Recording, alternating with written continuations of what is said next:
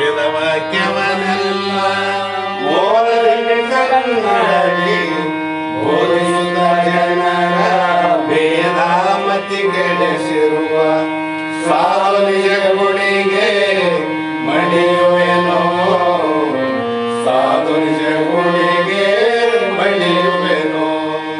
ನಿಜವನ್ನರಿಸುವ ಶ್ರೀ ನಿಜ ಗುಣಿಯ ಗ್ರಂಥವನ್ನು ನಿಜವಾಗಿ ಕೇಳಿ ನಿಜದೋರ್ಮನಿಸುವ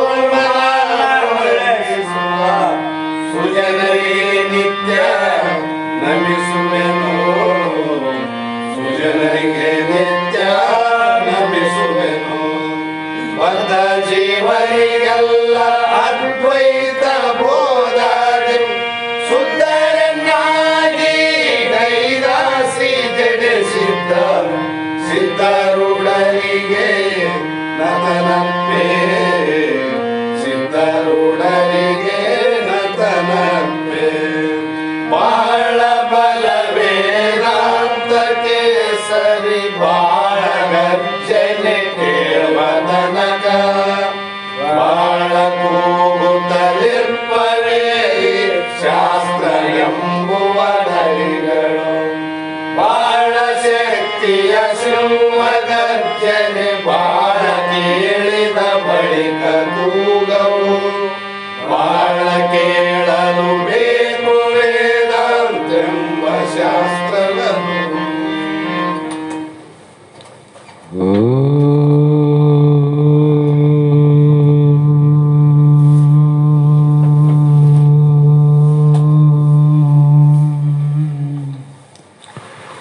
ಧ್ಯಾನಮೂಲಂ ಗುರುರ್ಮೂರ್ತಿ ಪೂಜ್ಯಮೂಲೋ ಗುರುಪಾದಂ ಮಂತ್ರಮೂಲೋ ಗುರುರ್ವಾಕ್ಯಂ ಮುಕ್ತಿಮೂಲೋ ಗುರುಕೃಪಃ.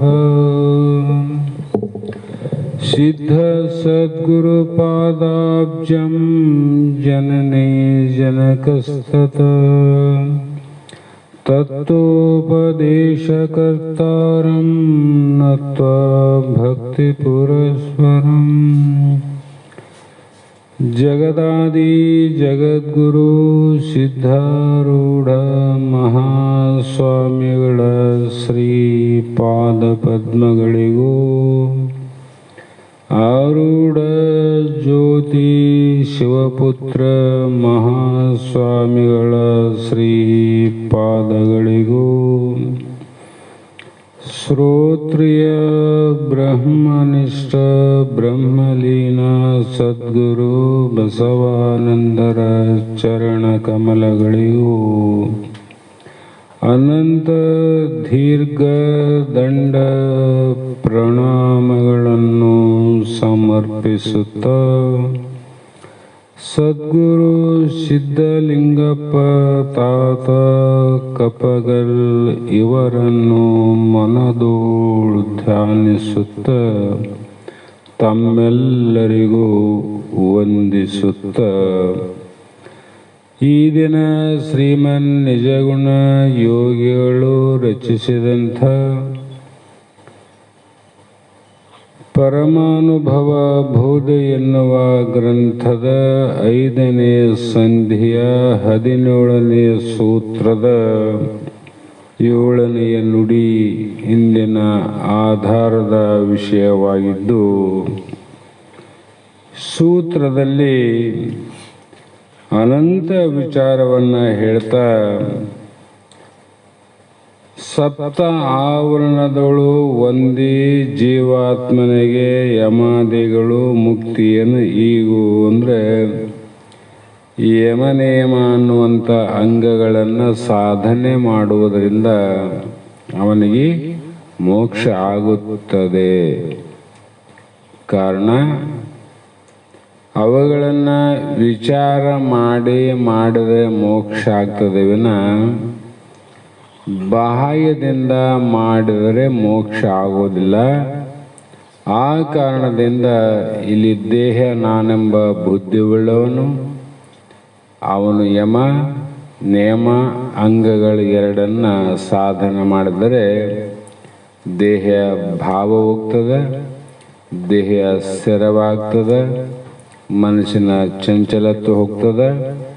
ಇದರಿಂದ ಅವನ ಅನುಭವಕ್ಕೆ ಬರ್ತದ ದೇಹ ನಾನಲ್ಲೇನು, ನಂತರ ಇಂದ್ರಿಯಾದಿಗಳು ನಾನು ಅಲ್ಲೇನು, ಜ್ಞಾನೇಂದ್ರಿಯಗಳು ನಾನು ಅಲ್ಲೇನು, ಮನಸ್ಸು ನಾನಲ್ಲೇನು.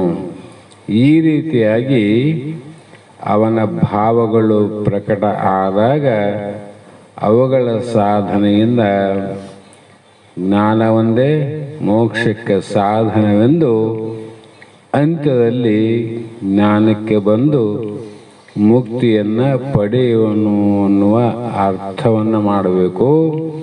ಹಾಗಾಗಿ ಇಲ್ಲಿ 7ನೇ ನುಡಿಯಲ್ಲಿ ಎಷ್ಟು ಪೇಜ್ ನಂಬರ್?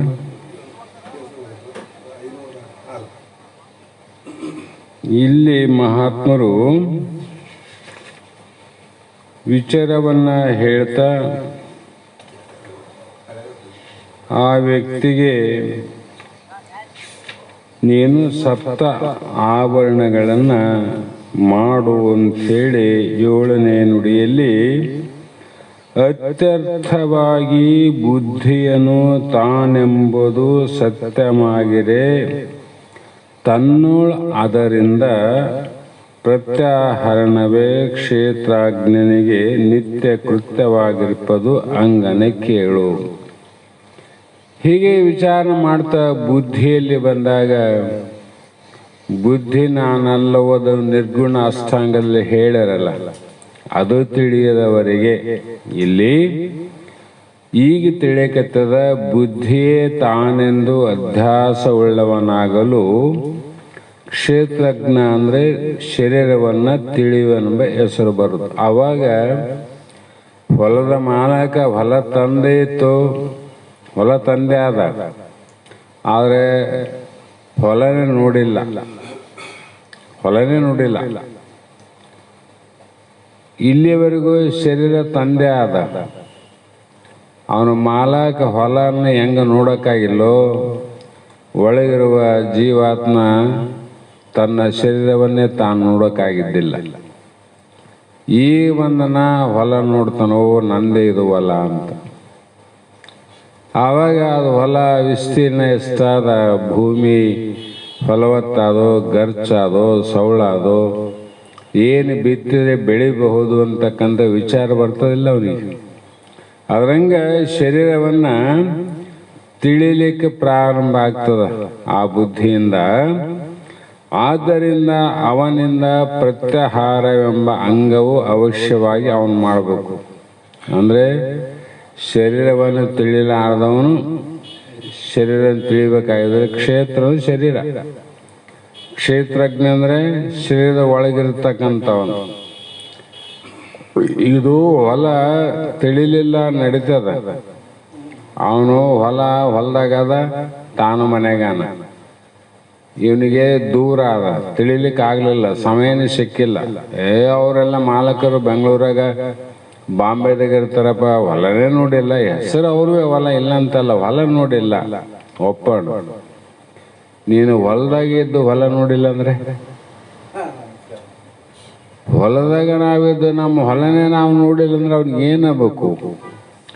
ಅವನಿಗೆ ಶಬ್ದ ಪ್ರಯೋಗ ಮಾಡೋಕ್ಕೆ ಶಬ್ದಗಳಿಲ್ಲ ಅಂತ ಮೂರ್ಖ ಅನ್ಬೇಕು, ಅಜ್ಞಾನ ಅನ್ಬೇಕು. ಮತ್ತೆ ನೀನು ಶರೀರದೊಳಗೆ ಇದ್ದು ಶರೀರವನ್ನು ತಿಳ್ಕೊಂಡಿಲ್ಲಲ್ಲ, ನಿನಗೇನು ಅನ್ಬೇಕು? ಅದಕ್ಕೆ ತಿಳಿಬೇಕಾಗಿತ್ತಂದ್ರೆ ಈ ಸಗುಣದಲ್ಲಿ ಪ್ರತ್ಯಾಹಾರವೆಂಬ ಅಂಗವನ್ನು ಸಾಧನೆ ಮಾಡುವಂತ ಹೇಳಿದರು. ಮತ್ತೆ ತನಗೆ ಅಹಂಕೃತಿ ರೂಪಬಹುದಾಗಿ ಸಾಕ್ಷಿ ಎಂದು ಎನಿಸುವ ಆತ್ಮನು ಧಾರಣೆಯನೈದಿ ಅನುದಿನವ ಅಗಲದೆ ರಚಿಸುವೆ ಹೇಳುವ ಧ್ವನಿ ರೇ ವಿನುತ ವೇದಾನುಶಾಸನವಿದು. ಇದು ವೇದದಲ್ಲಿ ಹೇಳಿದ ಮಾತನ್ನ ಪ್ರಮಾಣವನ್ನು ಹೇಳ್ತೀವಂದ್ರು. ತನಗೆ ಅಂದರೆ ನಿನಗೆ ಅಹಂಕಾರವು ತಾನೊಂದು ಅಭಿಮಾನವನ್ನು ಮಾಡಲು ನಾನಂತಿದ್ದಲ್ಲ, ಯಾವುದಕ್ಕಂತಿದ್ದು ಗೊತ್ತಿಲ್ಲ ನಿನಗ. ಅವನಿಗೆ ನಾನು ಸಾಕ್ಷಿ ಎಂಬ ನೀನಂಬವನೇನು, ನೀನೇ ಸಾಕ್ಷಿ ಇದ್ದಿ, ನೀನೇ ಇದ್ದಿ. ವಿಚಾರ ಮಾಡ್ತಾ ಹೋದ್ರೆ ಎಲ್ಲವೂ ತಿಳಿತಿರ್ಲಿಲ್ಲೇನು. ಶರೀರ ಮೊದಲುಗೊಂಡು ಮನಬುದ್ಧಿ ಚಿತ್ತ ಅಹಂಕಾರವನ್ನು, ಜಾಗ್ರತ ಸ್ವಪ್ನ ಸುಸುಪ್ತಿ 3 ದೇಹಗಳನ್ನು, 3 ತನುವುಗಳನ್ನು, 3 ಜೀವಗಳನ್ನು ನೀವು ತಿಳಿತಿದ್ದಂದ್ರೆ ನೀನು ಸಾಕ್ಷಿ ಇಲ್ಲ. ಮತ್ತೆ ಹಾಗೆ ಅದು ತಿಳಿಲಿಲ್ಲ, ಮೊದಲೇ ಹೇಳ್ಕೊಂತ ಬಂದ್ರೆ ಹಿಂಗಿದ್ದೀನಂತ. ತಿಳಿಲಿಲ್ಲ ಅಂದ್ರೆ ಯಾಕಂದ್ರೆ ಧಾರಣೆಯನ್ನು ಐದಿ ಆ ಅಂಗವನ್ನು ಮಾಡಿ ಅನುದಿನ ಅಗಲದೆ ನಿತ್ಯ ಮಾಡಬೇಕಂದ್ರೆ ಅವರು ನಿತ್ಯ ಯಾವಾಗ ಒಮ್ಮೆ ಅಂತ ಹೇಳಿಲ್ಲ. ಈ ರೀತಿ ಬಿಡದೆ ರಚಿಸಿ ಹೇಳುವುದು ಅಂದರೆ ಮಾಡುವುದು ಅಂದ್ರು ಅವರು. ಇದಕ್ಕೆ ವೇದಗಳು ಸ್ತುತಿಯನ್ನ ಮಾಡಿ ಹೇಳಿದಂಥ ಮಾತುಗಳು ಅಂತ ಹೇಳಿದರು. ಹೀಗಾಗಿ ತನಗೆ ಚಿತ್ತವೇ ರೂಪವೆನೆಪೆ ಕೂಟಸ್ಥನ ಆವನು ಹಿಂದೆ ಕೇಳು ತಧ್ಯಾನವ ಇನಿಸು ಅಗಲದೆ ಮಾಡಬೇಹುದು ಚಿತ್ತವೇ ನೆನಹಿಂಗೆ ಕಾರಣಬಹುದಾಗಿ. ಅಲ್ಲೇ ನಿರ್ಗುಣದಾಗ ಹೇಳ್ಯಾರಲ್ಲ, ಇದು ಸಗುಣದಲ್ಲಿ ಹೇಳೋ ಮಾತು. ಇಲ್ಲಿ ಹೇಳಕ್ಕೆ ಏನಿಲ್ಲ, ಸುಮ್ಮನೆ ಓದಿಕೆ ಅಂತ ಹೋಗೋದು. ಹಾಗಾಗಿ ಚಿತ್ತೇ ತಾನು ಏನಾನು, ಶರೀರ ಅಲ್ಲ, ಇಂದ್ರಿಯಾದಿಗಳಲ್ಲ, ಮನ ಅಲ್ಲ, ಬುದ್ಧಿ ಅಲ್ಲ, ಚಿತ್ತನಾನಂದ. ಅವರಲ್ಲಿ ಅಧ್ಯಾಸವುಳ್ಳವನಾದರೆ ಅವನಿಗೇನಾಯಿತು, ಅನೇಕ ರಾಶಿಗಳ ಕೂಟ ಆಯ್ತು ನೋಡು. ಮನಸ್ಸಿನಲ್ಲಿ 1-2, ಬುದ್ಧಿಯಲ್ಲಿ 1-2 ಅಷ್ಟೇ. ಆದರೆ ಚಿತ್ತದಲ್ಲಿ ಅನಂತ ಅಂದರು. ಯಾಕಂದ್ರಪ್ಪ, ಮನಸ್ಸಿಗೆ ಬರೀ ಸಂಕಲ್ಪ ವಿಕಲ್ಪ ಅಷ್ಟೇ, ಬುದ್ಧಿಗೆ ನಿಶ್ಚಯ ನಿರ್ಣಯ ಅಷ್ಟೇ. ಅಲ್ಲಿ ಚಿತ್ತ ಅದಲ್ಲ, ಇದು ನೀರಿನಲ್ಲಿ ಕಾಣಲಾದಂಗೆ ಎಷ್ಟು 21 ಲಕ್ಷ ಜಲರಾಶಿಗಳು ಅಡಿಗವ. ನೀರಿನಾಗಿಲ್ಲವು 21 ಲಕ್ಷ ಅಂತ ಬರದಲ್ಲ. ಅಷ್ಟನ್ನ ಕಾಣಲಾರ್ದಂಗ ನೀರು ಒಳಗಿಟ್ಕೊಂಡ ನೋಡ್ರಿ. ಹೊರಗೆ ಕಾಣ್ತವೆ, ನಾವು ಒಳಗೇ ಅಡಿಗಲ್ಲ. ಅದರಂತೆ ಈ ನಮ್ಮ ಅಜ್ಞಾನದ ಹಲವು ಏನು ಸಾಧನೆಗಳನ್ನಾಗಲಿ ಕರ್ಮ ಸಂಸ್ಕಾರವನ್ನಾಗಲಿ ಎಲ್ಲವನ್ನ ಚಿತ್ತ ತನ್ನೊಳಗೆ ಇಟ್ಕೊಂಡ. 1-2 ಎಲ್ಲರ ನೆನಪಾದ. ಅದಕ್ಕೆ ನಿಂದಷ್ಟೇ ನೆನಪು ಮಾಡಂಗಿಲ್ಲ. ನಿನ್ನ ಜಾತಕ ಹಿಡಿದು ಹೋಯಿತು ಅಂದರೆ ನಿಮ್ಮ ಅಪ್ಪಂದು, ನಿಮ್ಮ ಅಮ್ಮಂದು, ಅವ ತಾತಂದು, ಆ ಮುದುಕಿದು, ಮುತ್ಯಂದು ಎಲ್ಲರೂ ನೆನಪಾದ. ಮತ್ತು ಈಗ ಮಾಡಿದ್ದು ನೆನಪಾದ. ಮುಂದಿನವರು ಏನು ಕಾಣ್ತಾರ ಅವ್ರ ನೆನಪು ಕೂಡ ನಿನಗಾದ. ಅದಕ್ಕೆ ಅಂದರು ಇದಕ್ಕೆ ರಾಶಿ ಅಂದರು. ರಾಶಿ ಅಂದ್ರೆ ಇಷ್ಟ ನೋಡು, ಕುಂಪೆಗ್ಯಾವ. ಗೌಡ್ರ ತಿಪ್ಪ್ಯಾಗ ಅಥವಾ ಅಜಾಮ್ರ ತಿಪ್ಪ್ಯಾಗ ಕೂದಲು ಬಿಟ್ಟು ಬೇರೆ ಇರ್ತಾವನಲ್ಲಿ. ಗೌಡ್ರ ತಿಪ್ಪೆಯಲ್ಲಿ ಸ್ವಲ್ಪ ದನಗಳ ಸಗಣಿ ಆಗಲಿ, ಹುಲ್ಲಾಗಲಿ, ದೊಂಟಾಗಲಿ, ಸಪ್ಪೆ ಆಗಲಿ, ಕಸ ಕಡ್ಡಿ ಬಿದ್ದಿರ್ತಾವ ಅವ್ರ ತಿಪ್ಪ್ಯಾಗ. ಅಜಾಮ್ರ ತಿಪ್ಪ್ಯಾಗ ಏನಿರ್ತಾವ? ಕೂದಲು ಒಂದನ್ನು ಬಿಟ್ರೆ ಮತ್ತೆ ಹುಡುಕ್ಲಿಕ್ಕೆ ಸಾಧ್ಯ ಇಲ್ಲ. ಏನು ಹುಡುಕ್ಲಿಕ್ಕೆ ಸಾಧ್ಯ ಅಂದ್ರೆ ಕೂದಲು ಒಂದನ್ನು ಬಿಟ್ಟು ಇನ್ನೊಂದನ್ನು ಎಷ್ಟು ಶೋಧನೆ ಮಾಡೋದು ಸಿಗೋದಿಲ್ಲ. ಹಾಗಾಗಿ ಇವೆಲ್ಲವೂ ಕೂಡ ಇಲ್ಲಿಯವರೆಗೆ ಏನು ಮಾಡ್ಯಾರಂದ್ರೆ ಅಜ್ಞಾನದಲ್ಲಿ ದುಃಖ ಒಂದನ್ನು ಬಿಟ್ಟು ಮತ್ತೊಂದು ಕಾಣಲಿಕ್ಕೆ ಸಾಧ್ಯ ಇಲ್ಲ ನೋಡ್ರಿ.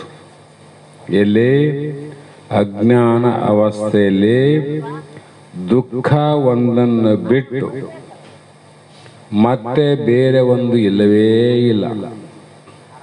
ಆದರೂ ಕೂಡ ನಮ್ಗೆ ಬೇರೆ ಬೇರೆ ಆವಂತ ಬೇರೆ ಬೇರೆ ಭಾವಿಸಿ ಬ್ರಹ್ಮಜ್ಞಾನ ಒಂದಿಲ್ಲದವರಿಗೆ ನಮಗೆ ಇಲ್ಲ ಆದ್ರೂ ಕೂಡ ತಿಪ್ಪಾಗ ಮತ್ತೆ ಬೇರೆ ಏನೇ ನಾವಂತ ಕೂದಲ್ದಾಗ ಹುಡುಕದಂಗೆ ಆಗ್ಯದ. ನಾವು ಕೂದಲ್ದಾಗ ಹುಡುಕಗತ್ತೀವಿ. ಹಾಗೆ ಇಲ್ಲಿ ತನ್ನ ಸ್ವರೂಪ ಜ್ಞಾನದಲ್ಲಿ ಏನದ ಆನಂದ ಅದ. ವ್ಯತ್ಯಾಸ ಏನದ, ಆನಂದದ ತಿಪ್ಪೆಯಲ್ಲಿ ಆನಂದವನ್ನು ಬಿಟ್ಟು ಮತ್ತೊಂದು ಸಿಗೋದಿಲ್ಲ. ಅದು ಯಾಕೆ ಅಲ್ಲಿ ಕೂದಲು ಒಂದೇ ಅವಲ್ಲ, ಬರೀ ಆನಂದ ಒಂದೇ ಅದ. ಆನಂದದಲ್ಲಿ ದುಃಖ ಇಲ್ಲ, ದುಃಖದಲ್ಲಿ ಆನಂದ ಇಲ್ಲ ಅಂತ ಎರಡೇ ವಾಕ್ಯದ ತಿಳ್ಕೋಬೇಕು. ಅದು ಸೂತ್ರ ಏನದ, ದುಃಖದಲ್ಲಿ ಸುಖ ಇಲ್ಲ, ಸುಖದಲ್ಲಿ ದುಃಖ ಇಲ್ಲ. ಆದರೆ ನಮ್ಗೆ ಸುಖವೇ ದುಃಖ, ದುಃಖವೇ ಸುಖ ಕಾಣ್ತದಲ್ಲ, ವಿಚಾರ ಇಲ್ಲ ಅಷ್ಟೆ, ವಿಚಾರ ಇಲ್ಲ. ಹಾಗಾಗಿ ಈ ಒಂದು ವಿಚಾರವನ್ನು ಮಾಡ್ತಾ ಮಾಡ್ತಾ ಹೋದಂತೆಲ್ಲ ಕೂಟಸ್ಥನಂತ ನಿನಗೆ ಗೊತ್ತಾಗ್ತದೆ. ಇವನ್ ತಿಳಿತಿದ್ದಲ್ಲ, ಕೂಟಸ್ಥ ಆಗ್ತದ. ಆ ತಿಳಿಬೇಕಾದ್ರೆ ಧ್ಯಾನವೆಂಬ ಅಂಗವನ್ನು ಅಭ್ಯಾಸ ಮಾಡು. ಅದನ್ನ ಮಾಡೋಕೆ ಬೇರೆ ಇಲ್ಲ. ಈ ಚಿತ್ತವು ಸ್ಮರಣ ರೂಪ ವ್ಯವಹಾರಕ್ಕೆ ಕಾರಣ ಆಗಿದೆ. ನಮ್ಮ ಸಕಲ ವ್ಯವಹಾರಕ್ಕೆ ಮನಸ್ಸೇ ಕಾರಣ ಅಂತ ಅಂದ್ರೂ ಕೂಡ ವಿಚಾರ ಮಾಡಿದಾಗ ಚಿತ್ತವೇ ನಮ್ಮ ವ್ಯವಹಾರಕ್ಕೆ ಕಾರಣ. ನಿನಗೇನು ನೆನಪು ಬರಲ್ಲ ಅಂದ್ರೆ ಮನಸ್ಸು ಎಲ್ಲಿಗೆ ಹೋಗ್ಬೇಕಂತ. ಮನಸ್ಸಿಗೆ ಏನನ್ನ ಸ್ಮರಣೆ ಬಂತು ಅಂದಾಗ ಆ ಸ್ಮರಣೆ ಏನು ಮಾಡ್ತದ, ಮನಸ್ಸಿಗೆ ಕೋವ ಕೊಡ್ತದ, ಚೂಡ್ತದ. ಆವಾಗ ಆ ಮನಸ್ಸು ಆ ವಿಷಯದಿಂದ ಕರ್ಮವನ್ನು ಅನುಸರಿಸಿ ಕಾರ್ಯವನ್ನು ಮಾಡಲಿಕ್ಕೆ ಹೋಗ್ತದೆ. ಆವಾಗ ಆಗದದು.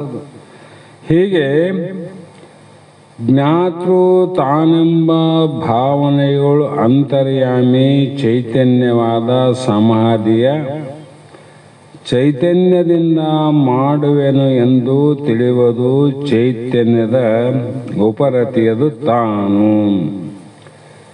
ಮನುಷ್ಯರಿಗೆ ಜೀವಾತ್ಮಗೆ ಶಾಂತಿ ಆಗ್ಬೇಕಾದ, ಸಮಾಧಾನ ಆಗ್ಬೇಕಾಗ್ಯದ. ಅವನು ಯಾಕೆ ಸಂಸಾರ ಮಾಡ್ತಾನಂದ್ರೆ ಶಾಂತಿ ಸಮಾಧಾನಕ್ಕಾಗಿ. ಮತ್ತೆ ಪಾರಮಾರ್ಥ ಮಾಡೋರು ಯಾವುದಕ್ಕಾಗಿ? ಇವರು ಶಾಂತಿ ಸಮಾಧಾನಕ್ಕಾಗಿ. ಒಬ್ಬ ಇನ್ನೊಬ್ಬ ಕಳ್ತನ ಮಾಡ್ತಾನ, ಯಾಕಾಗಿ? ಶಾಂತಿ ಸಮಾಧಾನಕ್ಕಾಗಿ. ಏನವನ ಒಂದು ವಿಷಯದ ಬೆನ್ನು ಹತ್ತನ, ಕಾರಣ ಏನು? ಶಾಂತಿ ಸಮಾಧಾನಕ್ಕಾಗಿ. ಆದರೆ ಇಷ್ಟು ಮಂದಿ ಇಷ್ಟೆಲ್ಲ ವ್ಯವಹಾರ ಮಾಡ್ತೀವಿ, ಯಾರಿಗೆ ಶಾಂತಿ ಸಮಾಧಾನ ಆಗ್ಯದ? ಯಾರಿಗೂ ಶಾಂತಿ ಸಮಾಧಾನ ಅಂದರೆ ದೊಡ್ಡ ಮನೆಯಲ್ಲಿ ಇದ್ದವರು ಶಾಂತಿ ಸಮಾಧಾನ ಅಂತ ಹೇಳಕ್ ಬರಂಗಿಲ್ಲ. ಸಣ್ಣ ಗುಡಿಸಲಿಲ್ಲಾರ ಅವ್ರಿಗೆ ಶಾಂತಿ ಸಮಾಧಾನ ಅಂತ ಹೇಳಂಗಿಲ್ಲ. ಇದರ ತಾತ್ಪರ್ಯ ಏನಂದ್ರೆ, ನಮಗೆ ಭ್ರಮೆ ಆಗ್ಯದ. ಭ್ರಮೆ ಆಗ್ಯದಿಲ್ಲ. ದೊಡ್ಡ ಮನೆಯಲ್ಲಿ ಇದ್ದವರು ಶಾಂತಿ ಸಮಾಧಾನ, ಅವ್ರು ಆರಾಮರಂತೀವಿ. ಸಣ್ಣದಕ್ಕೆ ಶಾಂತಿ ಸಮಾಧಾನ. ಶಾಸ್ತ್ರ ದೃಷ್ಟಿಯಿಂದ ವಿಚಾರ ಮಾಡಿದ್ರೆ ಮನೆಯೊಳಗೆ ಶಾಂತಿ ಸಮಾಧಾನ ಆದೇನು? ನೀನು ಕೋಟಿ ರೂಪಾಯಿದ ಮನೆ ಕಟ್ಟಿದ್ರು ಕೂಡ ಮನೆಯೊಳಗೆ ಶಾಂತಿ ಸಮಾಧಾನ ಇಲ್ಲ. ಅಲ್ಲಿ ಬರೇ ಬೈಲ ಅದ, ಏನಿಲ್ಲ ಅಲ್ಲಿ. ಮತ್ತೆ ನೀನು 3 ಲಕ್ಷ ರೂಪಾಯಿದು ಒಂದು ಸಣ್ಣ ಜೋಬಡಿ ಹಾಕಿದ್ದಿ, ಅಲ್ಲಿ ಅವ್ರಿಗೆ ಯಾಕಿಲ್ಲ? ಮನೆ ಸಣ್ಣದಪ್ಪ, ಅದಕ್ಕೆ ಶಾಂತಿ ಇಲ್ಲ, ಸಮಾಧಾನ ಇಲ್ಲ. ಅಲ್ಲಿ ಅದೇನು? ಮನೆಯೊಳಗ ಶಾಂತಿ ಸಮಾಧಾನ ಇಲ್ಲ. ಶಾಂತಿ ಸಮಾಧಾನ ಯಾರಿಗೆ ಅದ? ಮನೆಗೆಲ್ಲ, ಮನೆಯೊಳಗೆ ಇದ್ದವರಿಗೆಲ್ಲ, ಶರೀರಕ್ಕಲ್ಲ, ಇಂದ್ರಿಯಾದಿಗಳಿಗೆಲ್ಲ. ಅದು ಸುಖ ದುಃಖ ಸಂಬಂಧ ಮನಸ್ಸಿಗಂತ ಹೇಳಿರಲಿಲ್ಲ, ಮನಸ್ಸಿಗಂತ ಹೇಳಿರಲ್ಲ. ಮತ್ತೆ ಯಾರ ಮನಸ್ಸು ನಮ್ಮ ಒಳಗಾದ, ನಮ್ಮ ಮನೆಗಾದ, ನಮ್ಮೊಳಗಾದಲ್ಲ. ಅಂದ್ರೆ ಯಾರಿಗೆ ಶಾಂತಿ ಸಮಾಧಾನ ಆಗ್ತಂದ್ರೆ ಯಾರು ತಮ್ಮ ಶರೀರದಲ್ಲಿ ಒಳಗಿರುವಂಥ ಮನಸ್ಸನ್ನ ಯಾರು ತಿಳಿದುಕೊಂಡು ಅವರು ಪುಣ್ಯಾತ್ಮರಾಗ್ಯಾರ ಅವ್ರಿಗೆ ಮಾತ್ರ ಶಾಂತಿ ಸಮಾಧಾನ ಆಗ್ತದೆ. ಇವನ್ನ ದೊಡ್ಡ ಮನೆಗಿದ್ದವ್ರಿಗೆ ಆಗ್ತದ, ಚಿಕ್ಕ ಮನೆಯವರಿಗೆ ಆಗೋದಿಲ್ಲ ಅಂತ ಅರ್ಥ ಅಲ್ಲ. ಮನೆಗೆ ಬೇಕಾಗಿದೆ ಶಾಂತಿ ಸಮಾಧಾನ, ಗುಡಿಸಲಿಗೆ ಬೇಕಾಗಿಲ್ಲ, ಮನಸ್ಸಿಗೆ ಬೇಕಾಗ್ಯದ. ಆ ಮನಸ್ಸು ಶಾಂತಿ ಸಮಾಧಾನ ಆಗ್ಬೇಕಾದ್ರೆ ತನ್ನ ಸ್ವರೂಪವನ್ನು ತಿಳ್ಕೊಂಡಾಗ ಮನಸ್ಸಿಗೆ ಸಮಾಧಾನ ಆಗ್ತದೆ. ಅಂದ್ರೆ ನಾವು ಭಾಳ ಜನ ಕೈ ಎತ್ತಿ ಗುಣಾಗಿ ಹೇಳ್ತಾರೆ ಜಗತ್ತನ್ನು ನೋಡ್ಕೋದಾಗಿ, ಅವ್ರೇನಪ್ಪ ಭಾಳ ಶಾಂತ ಭಾಳ ಸಮಾಧಾನ ಅಂತ ಹೇಳ್ತೀವಲ್ಲ ಅವು ಲೌಕಿಕ ದೃಷ್ಟಿಯಿಂದ. ಹಂಗೆ ಹೇಳಂಗಿಲ್ಲ, ಶಾಸ್ತ್ರ ಕೇಳಿದ ಮೇಲೆ ಹಂಗೆ ಹೇಳಂಗಿಲ್ಲ. ಅವ್ರ ಮನೆಗೆ ತೊಗೊಂಡು ಏನು ಮಾಡ್ತೇವೆ, ಮನಸ್ಸಿನಾಗ ಸಮಾಧಾನ ಇಲ್ಲ ಅಂದ್ರೆ. ಹಾಗೆ ಜ್ಞಾತೃ ಕರ್ಣದ ಒಳಗಿದ್ದು ಪ್ರೇಯಿಸುವುದು. ಇದು ಮನಸ್ಸಿನ ದೇಹದ ಒಳಗಾದ ಮನಸ್ಸು, ದೇಹದ ಹೊರಗಾದ. ಒಳಗ ಮನಸ್ಸೇ ಪ್ರೇರಿತ ನಿನಗೆ, ಈ ಕಡೆ ಹೋಗು ಈ ಕಡೆ ಹೋಗು ಈ ಕಡೆ ಹೋಗು. ಅದಕ್ಕಿಂದ ಅವ ಮತ್ತೆ ಸಾಟ್ರ್ ಮಾಡೋ ಸರಪಳಿದ್ದಂಗೆ ಆ ಒಂದಕ್ಕೊಂದು ಹೇಳೋದ್ರಿಂದ ಅದರಿಂದ ಮುಂದೆ ಏನು ಮಾಡೋದು ಅಂದರೆ ಧಾರಣೆ ಎಂಬ ಅಂಗ ಆದ ಮೇಲೆ ಸಮಾಧಿ ಎಂಬ ಅಂಗವನ್ನು ಮನೋವಿಶ್ರಾಂತಿ ಹೋದಾಗ ಅಲ್ಲಿ ಏನಿಲ್ಲ ಅಂದ್ರೆ ಅಲ್ಲಿ ಶಾಂತಿ ಆದಂತ ಅರ್ಥ. ಗದ್ದಲ ಇಲ್ಲ ಅಂದ್ರೆ ನಿಶಬ್ದ ಅಂತ ಅರ್ಥ ಅಲ್ಲ. ಶಾಂತಿ ಅಂದ್ರೆ ಏನು, ಮನಸ್ಸಿಗೆ ಅಶಾಂತಿ ಎಂಬುದಿಲ್ಲ. ಹಾಗಾಗಿ ಈ ರೀತಿ ಮಾಡಿದರೆ ಏನಾಗ್ತದ ಅಂದ್ರೆ ಮೋಕ್ಷಕ್ಕೆ ಸಾಧನ ಆಗ್ತದ ಅಂತ ಅರ್ಥ. ಕೊನೆಗೆ ಇದನ್ನು ಉಳ್ಕಬಾರದಂತ ಮತ್ತೆ ಕಿತ್ತು ಹಾಕೋ ಪ್ರಯತ್ನ ಮಾಡ್ತಾರೆ, ಮತ್ತೆ ಕಿತ್ತೆ ಹಾಕ್ತಾರೆ. ಯಾವ ಸೂತ್ರಗಾದ್ರೂ ಕೂಡ ಕೊನೆಯಲ್ಲಿ ಕಿತ್ತೆ ಹಾಕ್ಯಂತ ಬಂದಾರ ಮತ್ತೆ ಇದನ್ನ ಮಾಡ್ಕಂತ ಏನು ಮಾಡ್ತಾರೆ, ಹಿಂಗೆ ಹೇಳ್ಯಾರ ಅಂತ ಹೇಳಿ. ಕೃತ್ಯ ಎಳೆನಿತು ಮಿಲ್ಲದೆ ಸುಮ್ಮ ನಿರುಪದೆ ಕೃತ್ಯ ಆ ಮಾಯೋ ಉಪಹಿತನಾದ ಪ್ರತ್ಯಗಾತ್ಮನಿಗೆ ಇದು ಸತ್ಯವೆಂದಲೇ ಕೃತಕೃತ್ಯ ಮೈತ್ರಿ ನೀನರಿಯುವುದು ಅಂದ್ರು. ಯಾಕಂದ್ರೆ ಕೃತ್ಯ ಅಂದ್ರೇನು, ಮಾಡುವಂತ ಕಾರ್ಯ ಎಳ್ಳಿನಷ್ಟಿಲ್ಲ ಅಂದ್ರೆ ಏನು ಮಾಡೋದೇ ಬೇಕಾಗಿಲ್ಲ. ಮಾಡಂತನೂ ಯಾರಿಗೆ ಹೇಳಿಲ್ಲ ನಿನಗೆ, ನೀನು ಮಾಡಲೇಬೇಕು ಅನ್ನೋದು ನಿನಗಿಲ್ಲ. ಯಾಕಿಲ್ಲ ಅಂದ್ರೆ ನಿನಗೆ ಏನೇನ ಕೊರತೆ ಆಗಿತ್ತು ಅಂದ್ರೆ ನೀನಾದ್ರೂ ಮಾಡಕ್ ಹೋಗ್ತಿದ್ದಿ, ಇಲ್ಲ ಯಾರಿಗಾದ್ರೂ ಮಾಡ್ರಪ್ಪ ಅಂತ ಹೇಳ್ತಿದ್ದಿ, ಹೌದಿಲ್ಲ? ಶರೀರ ಭಾಳ ಚಲೋ ಇರತ್ತಾನ, ನಾವು ಇನ್ನೊಬ್ಬರಿಗಾದ್ರೂ ಮಾಡಬಹುದು, ಅಥವಾ ಈ ಶರೀರದಿಂದ ನಾವೇ ಏನಾದರೂ ಮಾಡಬಹುದು. ಇದು ಕೃತ್ಯ. ಅದು ಚಲೋ ಇದ್ದಾಗ ನಾವು ಅಲ್ಪ ಸ್ವಲ್ಪ ಯಾರಿಗಾನ ಮಾಡಿರ್ಬೋದು, ನಮ್ಮ ಸ್ವಂತ ಕೆಲಸ ನಾವು ಮಾಡಿರ್ಬೋದು. ಈಗ ಅನಿವಾರ್ಯವಾದಾಗ ಪುಣ್ಯಾತ್ಮರು ಯಾರೋ ನಮ್ಮ ಮಾಡ್ತಾರೆ ನೋಡಿ, ಯಾರೇ ಇಲ್ಲ ಅವರು. ಇಲ್ಲಿ ಅವಶ್ಯಕತೆ ಆದ, ಇಲ್ಲ ನಡೆಯಂಗಿಲ್ಲ. ಇಲ್ಲಿ ಅವ್ರು ಬೇಕಿದ್ಕ. ಆದರೆ ನೀನು ಪ್ರತ್ಯಗಾತ್ಮನಾಗಿದ್ದು, ಪ್ರತ್ಯಗಾತ್ಮ ಅಲ್ಲ ನೀನು, ಈ ದೇಹದಿಂದ ಬೇರೆ, ಇಂದ್ರಿಯಾದಿಗಳಿಂದ ಬೇರೆ, ಪ್ರಾಣಾದಿಗಳಿಂದ ಬೇರೆ, ಮನ ಬುದ್ಧಿ ಚಿತ್ತ ಅಹಂಕಾರದಿಂದ ನೀನು ಬೇರೆನೇ ಇದ್ದಿ ಅಂದಮೇಲೆ ನಿನಗ ಏನು ಮಾಡಬೇಕನ್ನೋದು ಇಲ್ಲ, ಇನ್ನೊಬ್ಬರ ಕಡೆಯಿಂದ ಮಾಡಿಸಿಕೊಳ್ಬೇಕಂಬುದು ಇಲ್ಲ ನಿನಗೆ. ಹಿಂಗ ತಿಳ್ಕೊಂಡ ಏನಾನ ಆದ್ರೆ ಸುಮ್ಮನೆ ಇರ್ಪದೆ, ಏನ್ ಮಾಡು, ಸುಮ್ಮನಿರು, ಇದ್ದು ನೋಡ್ಬೇಕಂತಿರೋದು. ನನಗೀಗ ಬಹಳ ಮಾತುಗಳು ಅನುಭವ ಬರಕತ್ತ. ನಮ್ಮ ಆರೂಢ ಜ್ಯೋತಿ ಸಂಪ್ರದಾಯದ ಅಭಿನವ ಶಿವಪುತ್ರ ಮಹಾಸ್ವಾಮಿಗಳು ಆಗಿ ಹೋದ್ರು, ನಿಮ್ಗೆಲ್ಲರೂ ಗೊತ್ತಿದೆ. ಒಂದ್ಸಲ ವೇದಿಕೆ ಮೇಲೆ ಹೇಳಿದ್ರು, ನನಗೆ ಶರೀರ ಹೀಗಾಗಿ ಎಷ್ಟು ಸಲ ಆಪ್ರೇಷನ್ನು, ಅದು ಏನು ಒಂದು ಸಲ ಹಿಂಗೆ ಮಲಗಿದಾಗ ಮೊದಲು ಆಪ್ರೇಷನ್ ಮಾಡಿದ್ದು ಒಲಿಗೆ ಹರಿದಾಗ ದೇಹದ ಕೆಲವು ಭಾಗಗಳು ಹಿಂಗೆ ಬೈಲಿಕ್ಕೆ ಕಾಣ್ತದಂತ.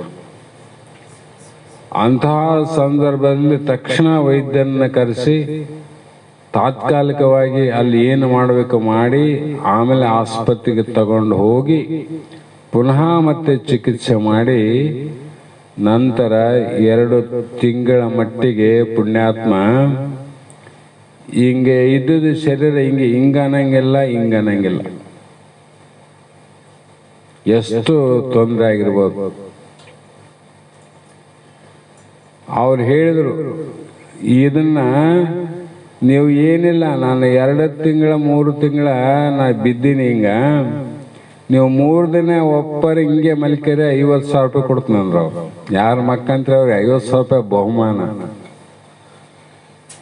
ಸಾಮಾನ್ಯ ಮಾತಲ್ಲ. ಆದ್ರೂ ಕೂಡ ಸುಮ್ಮನಿದ್ರಲ್ಲ ಅವರು. ಸುಮ್ಮನಿದ್ರು ಕೂಡ ಅವ್ರ ಶರೀರ ಹಂಗೆ ಹೋಳಾದಾಗ ಹೋಗಿ ಬಿಡ್ತಾನೆ. ಅದು ಹೋಗಲಿಲ್ಲ. ಯಾಕೆ ಹೋಗಲಿಲ್ಲ? ನಿನ್ನೆ ವಿಷಯ ಹೇಳಿ ನಾನು ಯಾಕೆ ಹೋಗೋದಿಲ್ಲ ಅಂತ. ಪ್ರಾರಬ್ಧ ಇಚ್ಛಾ ಪರೀಕ್ಷೆ ಅನೇಚ್ಛರಲ್ಲ ಹಿಂದೆ, ಅದು ಮುಗಿತಾನ ಯಾರು ಹೋಗೋದಿಲ್ಲ. ಮುಗಿದ ಮೇಲೆ ಯಾರು ಈ ಜಗತ್ತಲ್ಲಿ ಉಳಿಯೋದಿಲ್ಲ ಅಂದಾಗ ಅವರ ಭಾವ ಯಾವ ಕಡೆ ಇತ್ತು? ಸಾಕ್ಷಿಯಾಗಿ ನೋಡುದು, ದೇಹಕ್ಕೆ ಸಾಕ್ಷಿಯಾಗಿ. ನಾವು ಏನು ಮಾಡೋಕ್ಕಾಗದಲ್ಲಿ ಸುಮ್ಮನಿರಪ್ಪ, ಮತ್ತೆ ಇನ್ನೊಬ್ಬರ ಕಡೆಯಿಂದ ಮಾಡೋದು ಬೇಡ ಅಂತೇಳಿ ಸುಮ್ಮನಿರು ಅಂತ ನೀ ಬೇಕಾದಷ್ಟು ಹೇಳು. ನಿನ್ನ ಪ್ರಾರಬ್ಧ ಇತ್ತಂದ್ರೆ ನಿನ್ನ ಯಾರು ಬೇಡ ಅಂದ್ರೂ ಬಂದು ನೋಡ್ತಾರೆ. ಇವರೇ ನೋಡ್ಬೇಕಂತೇನಿಲ್ಲ, ಹೆಣ್ತಿನೇ ನೋಡಬೇಕು, ಮಗನೇ ನೋಡಬೇಕು, ಯಾರು ನೋಡ್ತಂತಕ್ಕಂಗಿಲ್ಲ. ನಿನ್ನ ಪ್ರಾರಬ್ಧ ಚೆನ್ನಾಗಿತ್ತಂದ್ರೆ ಯಾರು ನೋಡ್ತಾರೋ ಗೊತ್ತಿಲ್ಲ. ಅವರೇ ಯಾರು ಅಂತ ತಿಳ್ಕೊ ಅಂದ್ರೆ ಅವರು ದೇವಾನು ದೇವತೆಗಳ ಸಮಾನರು. ಜ್ಞಾನಿಗಳಿಗೆ ಯಾರು ಸೇವಾದಿಗಳು ಮಾಡ್ತಾರೆ ಅಂದ್ರೆ ಅವರು ದೇವತೆಗಳೇ ಸೇವಾದಿಗಳು ಮಾಡ್ತಾರೆ, ವಿನ ಅವನಿಗೆ ಮನುಷ್ಯ ಅಂತ ಅನ್ನಂಗಿಲ್ಲ ಅಂದರು. ನರನು ಎನ್ನಲ್ಲ ಬೇಡ, ಅವ ಪರಮಾತ್ಮ. ಹಂಗ ತಿಳ್ಕೊಂಡು ಆತ ಮಾಡತ ಈತ ಜ್ಞಾನಿ ಅಂತ ತಿಳ್ಕೊಂಡು ಅವನು ಮಾಡಬೇಕು. ಸಾಮಾನ್ಯವನು ಮಾಡಂಗಿಲ್ಲ, ದೇವತೆಗಳೇ ಮಾಡ್ತಾರಂತ ಅವನು ಮಾಡಿಸೋಮನ್ ತಿಳ್ಕೋಬೇಕು. ಆವಾಗ ಏನಾಗ್ತದ? ಅವನಿಂದ ಅವನು ಪರಮಾತ್ಮ. ಅವಾಗ ಆಗಬೇಕಲ್ಲ. ಆತನಲ್ಲಿ ಬೇಕಾದಷ್ಟು ಶಿಷ್ಯ ಮಾಡೋದಿತ್ತು, ಮಾಡ್ತಾನ ಅವನು. ಗುರುವಿಗೆ ಅರಿವಿಲ್ಲಂದ್ರೆ ಕಷ್ಟ ಆಗ್ತದಿಲ್ಲ. ಹಾಗಾಗಿ ಜೀವನು ಅಜ್ಞಾನ ಮಾಯ ಉಪಾದಿಯಿಂದ ಕೂಡಿದಾಗ ಪ್ರತ್ಯೇಗಾತ್ಮಂತಾದ, ಉಪಾದಿಯನ್ನು ಬಿಟ್ಟು ನೋಡಿದಾಗ ಪರಮಾತ್ಮವನೇ. ಆ ಉಪಾಧಿ ಇವನಿಗೆ ಮಾಡತಕ್ಕ ಕಾರ್ಯ ಏನನ್ನ ಆದೇನು ಅಂದ್ರೆ ಏನೊಂದಿಲ್ಲ. ಏನು ಮಾಡದೆ ಸುಮ್ಮನಿರುವುದೇ ಒಂದು ಕಾರ್ಯ. ನೋಡು ಎಷ್ಟು ಕಾರ್ಯ ಮಾಡ್ಬೇಕು ಅವನು. ಏನು ಮಾಡಲ್ಲ, ಸುಮ್ಮನಿರೋದು ಒಂದು ಕಾರ್ಯ. ಅದಕ್ಕೆ ಬೊಮ್ಮವನು ಅರಿದ ಮೇಲೆ ಸುಮ್ಮನಿರಬೇಕಲ್ಲದೆ ಕಳ್ಳ ಕೆಮ್ಮಿ ಮನೆ ಹೊಕ್ಕಂತೆ ಸರ್ವಜ್ಞ. ಅಲ್ಲೇನ ಸುಮ್ಮನಿರೋದು ಒಂದೇ ಅದಲ್ಲ. ಸುಮ್ಮನಿರೋದು ಭಾಳ ಕಷ್ಟ ಅದ. ಅದಕ್ಕೆ ಹೇಳಿದ್ರೆ ಶಿವಪ್ರತಾಪ್ ತಾತನವ್ರು ಸುಮ್ಮನೆ ಇದ್ರು. ಅವ್ರಿದ್ದಂಗೆ ಎಲ್ಲರೂ ಎರಕ್ಕೆ ಬರ್ತದ, ರಂಪಾಟ ಆಗ್ತದ, ಬಹಳ ಗದ್ದಲಾಗ್ತದ. ಅವ್ರು ಯಾಕೆ ಸುಮ್ಮನೆ ಇದ್ರು ಅಂದ್ರೆ ಅದೊಂದಿಲ್ಲ, ಅದನ್ನ ಬಿಟ್ಟು ಬೇರೆ ಏನದ ಹಲವು ಮಾಡೋದೇನಂತ ಸುಮ್ಮನೆ ಇರೋದು ಅಂತ ಕಲ್ತ್ಬಿಟ್ರು ನೋಡ್ರಿ. ಅದಕ್ಕೆ ಏನಾದರೂ ಸಾಧಿಸಬಹುದು, ಮತ್ತೇನಾದರೂ ಸಾಧಿಸಬಹುದಯ್ಯ. ತನ್ನ ತಾನು ಆರಂಭದು ಸಾಧಿಸುವುದು ಕೂಡಲ ಸಂಗನ ಕರುಣೆ ಉಳ್ಳವರಿಗೆ ಅಲ್ಲದೆ ಏನು ಸಾಧಿಸಬಾರದು. ಎಷ್ಟು ಚಂದ ಹೇಳ್ಯಾರ ಮಹಾತ್ಮ. ಏನಾದರೂ ನೀವು ಸಾಧನೆ ಮಾಡಬಹುದು, ಏನಾದರೂ ಈ ಪ್ರಪಂಚದಲ್ಲಿ ಸಾಧನೆ ಹಲವು ಮಾರ್ಗಗಳವ. ಯಾವ ದೊಡ್ಡ ವ್ಯಕ್ತಿ ಆಗ್ಬೋದು, ಕೊನೆಗೆ ರಾಷ್ಟ್ರಪತಿ ಆಗೋದು ಅಂತ ಇಟ್ಕೊಂಡ್ಬಿಡು, ಅದಕ್ಕಿಂತ ದೊಡ್ಡದು ಯಾವುದಿಲ್ಲ. ಮತ್ತೆ ಇನ್ನೊಂದು ಏನಾದರೂ ಸಾಧನೆ ಮಾಡ್ಬೋದು. ಈ ಲೋಕದಲ್ಲಿ ರಾಷ್ಟ್ರಪತಿ ಬೇಡಪ್ಪ, ಚಂದ್ರಲೋಕಕ್ಕೆ ಹೋಗಿ ಬರೋಣ ಅಂಥೇಳಿ ಆ ಲೋಕಾದಿಗಳಿಗೆ ಕೂಡ ಹೋಗಿ ಬರ್ಬೋದು. ಇವತ್ತೊಬ್ಬರು ಬಂದರು ನೋಡ್ರಿ, ಸುಮಿತ್ರಾನು ಅಂತ. 9 ತಿಂಗಳು 9 ದಿನದಲ್ಲಿ ವಾಪಸ್ ಬರಬೇಕಾಗಿತ್ತು ಅವರು, ಅವರ ಲೆಕ್ಕ ಪ್ರಕಾರ. ಆದ್ರೆ ತಾವು ಹೋದಂತ ಏನು ರಾಕೆಟ್ ಇತ್ತು ಅದಕ್ಕೆ ದೋಷ ಬಂದ್ಬಿಡ್ತು. ಹಂಗಾಗಿ 9 ತಿಂಗಳ ಅಲ್ಲೇ ಆಕಾಶದಲ್ಲೇ ತಿರುಗಾಡುವಂತ ಪ್ರಸಂಗ ಬಂತವಿನ ಭೂಮಿಗೆ ಇಳಂಗಿಲ್ಲ, ಅಲ್ಲಿ ಮ್ಯಾಲ ತಿರುಗಂಗಿಲ್ಲ. ಅಂದ್ರೆ ವಿಜ್ಞಾನಿಗಳ ತಲೆ ಎಷ್ಟಿರ್ಬೋದು ಅಂತ. ನಾವು ಒಂದು ಡೀಸೆಲ್ ಅಂತ ಇರ್ತದೆ ಟ್ಯಾಂಕು, ಕಾರಿಗೆ 40 ಲೀಟರ್ ಹಾಕ್ಸಿದ್ರೆ ಆಯ್ತು, ಅದು ಹೋಗ್ತದೆ ಎಷ್ಟು ದೂರ. 40 ಲೀಟರ್ ಕಾಲ ಆದ್ಮೇಲೆ ಮತ್ತೆ ಪೆಟ್ರೋಲ್ ಬಂಕ್ಗೆ ಹೋಗ್ ನಾವು. ಆ ಪೆಟ್ರೋಲ್ ಬಂಕ್ ಏನು ಇಲ್ಲಿ ಆಕಾಶದಾಗ ಇಲ್ಲೇ ಅದ.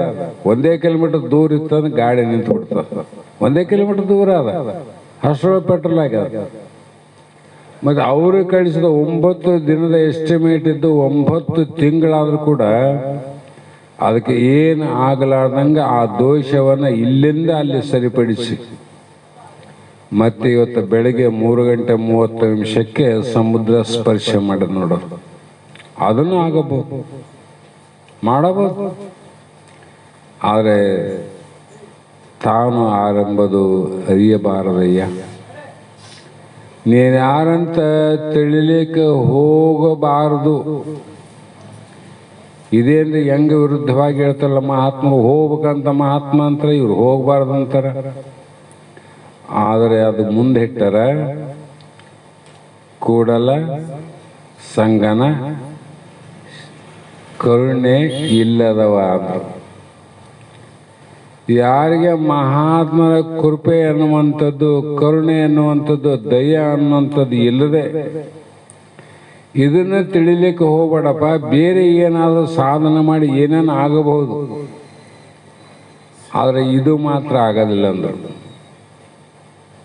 ಇದು ಒಂದು ಆಗೋದಿಲ್ಲ, ಉಳಿದು ಆಗ್ತಾವ. ನಾವು ಏನು ಮಾಡ್ತೀವಿ, ಉಳ್ದದ್ದು ಹೆಂಗನಾಗಲಿ ಇದು ಸರಳ ಆತಂದು ನಾವು ತಗೊಂಡಿವಿ. ಕರುಣೆ ಅವರಲ್ಲಿ ಇಲ್ಲ ಅಂತಲ್ಲ, ತಗೋಕ್ಬೇಕಲ್ಲ ಸಾಧನ. ಕಣ್ಣೇ ಕಾಣದ ಇವು ತಿಂಡಿ ಮಂತಿಸ್ಕೊಡ್ಬೋದು ನಾವು, ನೀವು ತಗಂತ್ರಿ ನಾವು ಕೊಡ್ತೀವಿ. ತೆಂಗಿನಕಾಯಿ ಕೊಡ್ಬೋದು, ಭಾಳ ಚಂದ ತಗೊಳಕ. ಆದ್ರೆ ಅವರ ಕರುಣೆಯನ್ನ ಹೆಂಗ ತಗಂತೆ? ಕರುಣೆ ನಿರಾಕಾರದ. ಯಾವ ಹುಡಿಯಾಗ ತಗಂತಿದ್ ನೀನು? ಹುಡಿಯಲ್ಲೇ ತಗಕ್ ಬರಂಗಿಲ್ಲ, ಮುಡಿಯಲ್ಲೇ ತಗಕ್ ಬರಂಗಿಲ್ಲ. ಬರ್ತದೇನು ಅಂದಾಗ ಅದನ್ನ ಪಡಿಲಾರ್ದ ಉಳಿದು ಏನೇನು ಭಾಳ ಸಲ ಹೋಗಿ ನಾ ಕಾಯಿ ತಗೊಂಬಂದಿನಿ ಗುರುಗಳಲ್ಲಿ, ಭಾಳ ಸಲ ಹೋಗಿ ಯುವತಿ ಮನುಷ್ಯ ಬಂದಿನಿ, ಭಾಳ ಸಲ ಹೋಗಿ ನಮಸ್ಕಾರ ಮಾಡಿ ಬಂದಿನಿ, ಇರೋದಿಲ್ಲ ಅಂತಲ್ಲ. ಆದ್ರೆ ಕರುಣೆ ತಗೊಂಬಂದಿದ್ದೇನು? ಇಲ್ಲಲ್ಲ. ಆಗ ಅವನು ಇದ್ದವನಿಗೆ ಮಾತ್ರ ಇದು ಸಾಧಿಸಬಹುದು, ಇಲ್ಲದೆ ಸಾಧಿಸಬಾರದು ಅಂತ ಅವ್ರು ಹೇಳ. ಸುಮ್ಮನೆ ವ್ಯರ್ಥ. ನಮ್ಮ ಬಸವಣ್ಣಂದ್ರು ಒಂದು ಮಾತು ಹೇಳ್ತಿದ್ರು, ಏನೋ ತಥೋ ಭ್ರಷ್ಟ ಅಥೋ ಭ್ರಷ್ಟ, ಉಭಯ ಭ್ರಷ್ಟ ಅಂತ. ಸಂಸಾರವನ್ನ ಮಾಡಿ ಏನನ್ನ ಸಾಧನ ಮಾಡಿ ಕಡೆಗೆ 2 ಮಕ್ಕಳಿಗೆ ಹೌದಪ್ಪ ಅಂತ ಅನ್ಸ್ಕೊಂಡು ಹಂಗಾನ ಹೋಗು, ಎಷ್ಟು ಜನ್ಮನ ಹುಟ್ಲಿ ಅವರನ್ನು ಕೊಂಡಾಡ್ತಾರಲ್ಲ. ಅವ್ರು ಕೊಂಡಾಡಂಗಿಲ್ಲ, ಅದನ್ನ ಕೆಲಸ ಆಯ್ತಲ್ಲ. ಈ ಕಡೆ ಬಂದು ಮತ್ತ ಇದನ್ನ ಪಡೆದ್ರೆ ಇವ್ರು ಕೊಂಡಾಡ್ತಾರೆ. ನೀನು ಅದನ್ನೂ ಮಾಡಲಿಲ್ಲ ಇದನ್ನೂ ಮಾಡಲ್ಲ ಅಂದ್ರೆ ಉಭಯ ಭ್ರಷ್ಟ. 2 ಕಡೆ, ಆ ಕಡೆ ಹೋದ್ರೆ ಅವರು ಓದಿತಾರೆ, ಈ ಕಡೆ ಬಂದ್ರೆ ಇವರು ಓದಿತಾರೆ. ಒಂದು ನಿನ್ನ ಗತಿ ಇಲ್ಲ. ಅದು ಇದು ಗತಿ. ಅದು ಏನಾಗಿತ್ತಂದ್ರೆ ಒಂದು ಇಲಿ ಇತ್ತಂತ. ಇಲಿ ಅದು ಏನು ಮಾಡೋದ, ಯಾವುದೋ ಸಂದರ್ಭದಲ್ಲಿ ಹೆಂಗೆ ಹೋಗ್ಯದ ಅದು ಡೋಲಕ್ ಬಾರಿಸ್ತಲ್ಲ, ಅದ್ರ ಒಳಗೆ ಹೋಗಿ ಸೇರ ಮಗನ. ಈಗ ಯಾವಾಗ ಡೋಲಕ್ ಬಾರಿಸೋರು ಶುರು ಮಾಡ್ತಾರಲ್ಲ, ಈ ಕಡೆ ಒಂದೇ ಕುಂತಿತ್ತು ಠಣ್ಣ ಅಂತ ಹೊಡೆದ ತಕ್ಷಣ ಅದಕ್ಕೇನಾಯ್ತು, ಇಲ್ಲಿ ನನಗೆ ಹೊಡಿದಾರೆ ಅಂತೇಳಿ ಈ ಕಡೆ ಬಂದು ಕುಂತು ನೋಡಿ, ಈ ಕಡೆ ಹೊಡೆದ್ರೆ ಈ ಕಡೆ ಬಂದು, ಈ ಕಡೆ ಹೊಡಿಬೇಕಲ್ಲ, ಈ ಕಡೆ ಹೊಡೆದಾಗ ಈ ಕಡೆ ಹೋಯ್ತು, ಈ ಕಡೆ ಬಂದು ಕುಂತು, ಮತ್ತೆ ಈ ಕಡೆ ಹೊಡಿವನಲ್ಲ ಅವನು, ಇಲ್ಲಿ ಯಾವ್ದಂತ ಹೊಡೆಯವಲ್ಲ ಅವನು, ಹೊಡೆಯೋದ ನಾನ ಬಾರಿಸೋದು ಹೆಂಗೆ, ಈ ಕಡೆ ಹೊಡೆದ್ರೆ ಈ ಕಡೆ ಹೋಗೋದು, ಈ ಕಡೆ ಹೊಡೆದ್ರೆ ಆ ಕಡೆ ಹೋಗೋದು, ಹಿಂಗೆ ಜಿಗದಾಡಿ ನಡುವನೇ ಸತ್ತೈತೆ ಅಂತ. ಉಭಯ ಭ್ರಷ್ಟತೆ. ನಮ್ಮದು ಹಂಗೆ ಆಗಬಾರ್ದು ಅಂದರೆ ನಾವೇನು ಮಾಡಬೇಕು, ಹಂಗೆ ಆಗಬಾರ್ದು ಅಂದ್ರೆ ಹೆಂಗೆ ಆಗ್ಬೇಕಂತ ವಿಚಾರ ಕೊಟ್ಟಾರ ನಮ್ಮ ಗುರುನಾಥ. ಗುರುಗಳು ವಿಚಾರವನ್ನ ಕೊಟ್ಟಾರ, ವಿವೇಕವನ್ನು ಕೊಟ್ಟಾರ, ವಿಚಾರ ಕೊಟ್ಟಾರ. ಇಷ್ಟೆಲ್ಲ ಕೊಟ್ಟ ಮೇಲೆ ನಾನು ಹೆಂಗೆ ಆಗಬೇಕಂತ ವಿಚಾರ ಮಾಡೋದಿಲ್ಲ, ಅವು ಹೆಂಗೆ ಹೇಳವ ಹಂಗೆ ಆಗ್ಬೇಕು ನೀನು. ಉಳಿದವ್ರು ಹೆಂಗನಾಗಲಿ ಸಂಬಂಧ ಇಲ್ಲ. ಹಾಗಾಗಿ ಇಲ್ಲಿ ಸತ್ಯವೆಂದು ನೀನು ಮೈತ್ರಿ ನಿಶ್ಚಯವನ್ನು ಮಾಡು, ಇದು ವೇದ ಆಗಮಗಳ ಪ್ರಮಾಣ ಉಂಟು ಅಂತ ಹೇಳಿ ಸಪ್ತ ಆವರಣ ಯೋಗ ಅಂಗ ನಿರೂಪಣೆ ಸೂತ್ರ 17ಕ್ಕೆ ಪದ 145 ಅಂತ ಈ ಒಂದು ಸೂತ್ರ ಮುಗಿತು. ಮತ್ತೆ 18ನೇ ಸೂತ್ರದಲ್ಲಿ ಹಿಂದೆ ಏನು ಮಾಡಿದೀನಿ ಅಂದರೆ, ಯಾವ ನೀನೆಲ್ಲದ ನೀನಲ್ಲದ ನಿನ್ನದಲ್ಲದ ಬೇರೆಯಾಗಿರುವಂಥ ದೇಹ ಆದಿಗಳು, ಹೌದಿಲ್ಲ, ತಳದಂತ ಆಗ್ಬೇಕಲ್ಲ. ಆ ದೇಹ ಆದಿಗಳಂದ್ರೆ 25 ತತ್ವಗಳಂದ್ರು. ಅವುಗಳಲ್ಲಿ ನೀನಲ್ಲ, ನಿಂದಲ್ಲ, ನಿನವಲ್ಲ, ಅವನ್ನೆಲ್ಲ ನಂದು, ನನ್ನದು, ನಾನು ಅಂತ ಅನ್ಕೊಂಡೆಲ್ಲ. ಅದು ಎದಕ್ಕೆ ಅನ್ಕಂಡು? ಅಧ್ಯಾಸ ರೂಪ ಭ್ರಾಂತಿಯಿಂದ ಅವು ನೀನು ಅನ್ಕೊಂಡಾಗ ನೀನು ಆಗ್ಯವನು. ನನ್ನ ಮಗ ನನ್ನ ಹೆಂಡ್ತಿ ಅಂತೀವಲ್ಲ, ಎಲ್ಲರಿಗೂ ಗೊತ್ತಿದ್ದ ವಿಷಯ ಅದು. ನನ್ನ ಮಗ ನನ್ನ ಹೆಂಡ್ತಿ ಅಂದಾಗ ನನ್ನ ಮಗ ನನ್ನ ಮಾತು ಮೀರಬಾರ್ದು, ನನ್ನ ಹೆಂಡತಿ ನನ್ನ ಮಾತು ಊಡು ಮರಬಾರ್ದು ನೋಡ್ರಿ. ಅವು ಎರಡರಿಂದನೇ ಮುಂದೆ ಒಂದು ಮನೆ ಎರಡದು. ಮಗನಿಂದ ಆತ ಒಂದು, ಇಲ್ಲ ಹೆಂಡ್ತಿಯಿಂದ ಆತವ್ರು, ಇಷ್ಟೇ ಅಲ್ಲ. ಅಣ್ಣ ತಮ್ಮ ನನ್ನವರಂದಿ ಇಂಥ ಅವರಿಂದ ಯಾಕೆ ಬೇರೆದಪ್ಪ? ನಿನ್ನವರಾಗಿದ್ರೆ ನಿನ್ನೆ ಬಿಟ್ಟು ಅವ್ರು ಓದ್ತಿದ್ದಿಲ್ಲ, ಅವ್ರು ಬಿಟ್ಟು ನೀನು ಓದ್ತಿದ್ದಿಲ್ಲ. ನನ್ನ ಹೆಂಡತಿ ನನ್ನ ಮಗ ಅಂದರೆ, ನಿನ್ನ ಹೆಂಡತಿ ನಿನ್ನ ಮಗ ನಿಜವಾಗಿ ನಿನ್ನವರಾಗಿದ್ದರೆ ನಿನ್ನೆ ಬಿಟ್ಟು ಎಂದು ಹೋಗ್ತಿದ್ದಿಲ್ಲ, ಅವ್ರನ್ನ ಬಿಟ್ಟು ನೀವು ಹೋಗ್ತಿದ್ದಿಲ್ಲ. ನೀನು ಯಾವಾಗ ಓದಿರಂತ ನೀ ದಾರಿ ಕಾಯ್ತಿ, ಅವ್ರು ಯಾವಾಗ ಓದಂತ ಅವ್ರ ದಾರಿ ಕಾಯ್ತಾರ. ಸುಮ್ಮನೆ ಒಬ್ರಿಗೊಬ್ಬರು ಭಾಳ ಚಲೋ ಇವೆ ಅಂತ ಹೇಳೋದು, ಒಳಗೆ ಹಂಗೆ ಅವ್ರು ಯಾವ ಸಮಯ ಕಾಯ್ತಿರ್ತಾನ. ಇವ್ರನ್ನ ನೋಡೋ ಸಮಯ ಬರಲಿ ಹೆಂಗನ ಮಾಡಿ ತಪ್ಪು ಅವ್ರ ಮೇಲೆ ವರ್ಷ ಹೋಗ್ಬೇಕಂತ ಇವನು ಕುಂತಾನ. ತಪ್ಪು ಅವ್ರ ಮೇಲೆ ಹೋಗಿಲ್ಲ, ಅವ್ರಪ್ಪ ಕೈಲಾಲ ಪೂಜೆನ ಮನೆ ಬಿಟ್ಟು ಓಡಿನಂತೇಳಿ ಅಪವಾದ ನನಗೆ ಯಾಕಪ್ಪ, ಅವರು ತಪ್ಪು ಮಾಡಿದಾಗ ಅವ್ರ ಮೇಲೆ ಹಾಕಿ ಹೋಗಮಂತ ನೀನು ಅಂತಿದ್ದಿ. ಎಷ್ಟು ವರ್ಷ ಮಾಡ್ಯಾನ ಅಪ್ಪ, ಇಷ್ಟೆಲ್ಲ ಕಷ್ಟಪಟ್ಟನ, ಕಾಯಿಪಲ್ಯ ಮಾರಿ ಇಷ್ಟು ಜನ ಸಂರಕ್ಷಣೆ ಮಾಡ್ಯಾನ, ಜೀವನ ಉದ್ಧಾರ ಮಾಡ್ಯಾನ. ಇಷ್ಟೆಲ್ಲ ಮಾಡಿಸ್ಕೊಂಡಂಥ ಮಕ್ಕಳು ತಂದೆನ ಹೆಂಗೆ ಹೂಡಿಸ್ರಪ್ಪ ಅಂತ ಅಪರಾಧ ಬರ್ತದ, ಅಪವಾದ ಬರ್ತದ, ಜಗತ್ತನ್ನ ಏನಂತಾರಂತ ಅವ್ರು ಕಾಯ್ತಾರೆ. ಅನುಬಿತ್ತು ನಿನಗೆ ಅನುಬಿತ್ತು, ನೀನು ಓದ್ತಿದ್ದಿ, ಅವ್ರಿಗೆ ಅನುಬಿದ್ರೆ ಅವನು ಹೋಗ್ಬಿಡ್ತಾರೆ. ಕೊನೆಗೆ ಅಂತಿಮ ನಿರ್ಣಯ ಅಲ್ಲ. ಅದಕ್ಕಾಗಿ ಇಷ್ಟು ಜಗತ್ತಿನಲ್ಲಿ 30, 17 ಕೋಟಿ, 20, 30, 50, 60 ಕೋಟಿ ಇದ್ದ ಜನಸಂಖ್ಯೆ ಎಷ್ಟು ಹೆಚ್ಚಿಗಾಗಿ ಇಷ್ಟು ಮನೆ ಮಠಗಳಾಗಲಿಕ್ಕೆ ಕಾರಣ ಏನಂದ್ರೆ ಇದೇ ಕಾರಣ ಅಂತ. ಇದೇ ಕಾರಣ, ಮತ್ತೇನದ? ಕಾರಣ ಇದರಲ್ಲಿ ನಾನಂತ ಅಭಿಮಾನ ಆಗ್ಯದಲ್ಲ. ನಾನು ಹೆಂಗೆ ಬಿಟ್ಟೋಗ್ಲಿ, ನೀನು ಹೆಂಗೆ ಬಿಟ್ಟೋಗ್ಲಿ, ಬಿಟ್ಟು ಹೋಗಕ್ಕೆ ಯಾರು ಬೇಡ ಅಂದಾರ? ಬಸವನಂದ್ರೆ ಕೇಳ್ತದ, ತಮ್ಮ ನೀನು ಬಿಟ್ಟು ಹೋಗ್ತೀನಿ ಅಂತಲ್ಲ, ಯಾರು ಬೇಡ ಅಂದ ನಿನಗ? ಬಿಟ್ಟು ಹೋಗ್ತೀನಿ ನೋಡು, ನಾ ಬಿಟ್ಟು ಹೋಗ್ತೀನಿ ನೋಡು ಅಂತ ಹೇಳ್ತಿದ್ದಂದ್ರೆ ನೀವು ಹೋಗೋನಲ್ಲ ಅಂತ ಅರ್ಥ ಆಗ್ತದ. ನೀ ಹೇಳಿ ಹೋಗ್ಬೇಕಂತಿದಲ್ಲ, ನೀನು ಬಿಡ್ಬೇಕಂತ ಮನಸ್ಸಿದ್ರೆ ನೀನು ದಾರಿಲಿ ಯಾರನ್ನ ಯಾಕೆ ಕೇಳ್ತಿದ್ದೋ? ಅಪರಾತ್ರ ಮಾಲೀಕ ಅಂತಾರ, ಹೋಗಿಬಿಡ್ತಾರ. ಕಪಟ ನಾಟಕ ಅಂತ ಇದು. ಅಭ್ಯಾಸದಿಂದ ಇರುವುದರಿಂದ ಅವನಿಗೆ ಯಮನಿಯಮಾದಿ ಅಭ್ಯಾಸಗಳನ್ನ ಮಾಡತಕ್ಕದ್ದು ಅಂತ ಹೇಳಿದ್ರಲ್ಲ. ಈಗ ಈ ಸಪ್ತ ಆವರಣ ಏನು ಹೊದಿಕೆ ಅವಲ್ಲ, ಅವುಗಳಿಂದ ಕಡಿಗೆ ಆದವನಿಗೆ ಏನು ಹೇಳ್ಬೇಕಾಗ್ಯದ? ಅವನ ಗತಿ ಏನು? ಅವನ ಗತಿ ಶಾಸ್ತ್ರವೇ ಗತಿ, ಇದು ಬಿಟ್ಟರೆ ಬ್ಯಾರಿಲ್ಲ. ಅವನಿಗೆ ಗುರುವೇ ಗತಿ, ಇದನ್ನು ಬಿಟ್ಟರೆ ಬ್ಯಾರೆ ದಾರಿನೇ ಇಲ್ಲ.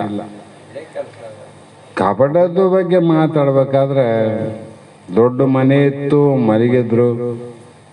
ಅವಾಗ ಮೊದಲ ಕಾಲಕ್ಕೆ ಹಿಂದ್ರ ಬಾಗಿಲು ಒಂದು, ಮುಂದಿಂದ ಒಂದು. ಈಗೆಲ್ಲ ಮನೆಗೆ 3-4 ಬಾಗಿಲು ಇರ್ತೀವಿ. ಪೂರ್ವಕ್ಕೊಂದು, ಪಶ್ಚಿಮಕ್ಕೊಂದು, ಬ್ಯಾಕ್ ಸೈಡ್ ಒಂದು, ಫ್ರಂಟ್ ಒಂದು, ಏನೇನೋ ಮಾಡ್ತೀವಿ. ಮೊದಲ ಕಾಲಕ್ಕೆ ಹಂಗಿದ್ದಲ್ಲ, ತಲವಾಗ್ಲು ಒಂದೇ. ದೊಡ್ಡ ಮನೆ, ಅಲ್ಲೇ ಹೋಗ್ಬೇಕು, ಅಲ್ಲಿಂದ ಹೊರಗೆ ಬರ್ಬೇಕು. ಅಲ್ಲಿ ಮನೆಗೆ ಅಚಾನಕ್ ಏನಾಯ್ತು, ಬೇಸಿಗೆ ಕಾಲತ್ತು, ಯಾವುದೋ ಕಾರಣದಿಂದ ದೀಪ ಹಚ್ಚಿದ್ರು. ಮೊದಲೆಲ್ಲ ದೀಪ ಚಿಮಣಿ ಅಂತ ಅದು ಉಳಿತು. ಉಳಿದ ಮೇಲೆ ಆ ಬೆಂಕಿ ಏನಾಯ್ತು, ಹತ್ತಿ ಬಿಡ್ತು. ಅದು ಮನೆಗೆಲ್ಲ ಹೆಚ್ಚಾಗೋದಾಗ ಮನೆ ಯಜಮಾನಿದ್ದ ಬತ್ತಾಗ ಹೆಂಡತಿ ಮಕ್ಕಳ ಪ್ರೇಮದ ಹೆಂಡತಿ, ಅನನ್ಯ ಪ್ರೇಮದ ಮಕ್ಕಳಾವ, ಮಲಿಗಾವ. ಸೆಕೆ ಬಂದ ತಕ್ಷಣ ನೋಡಿದ, ಅಂದ್ಬಿಟ್ಟವ.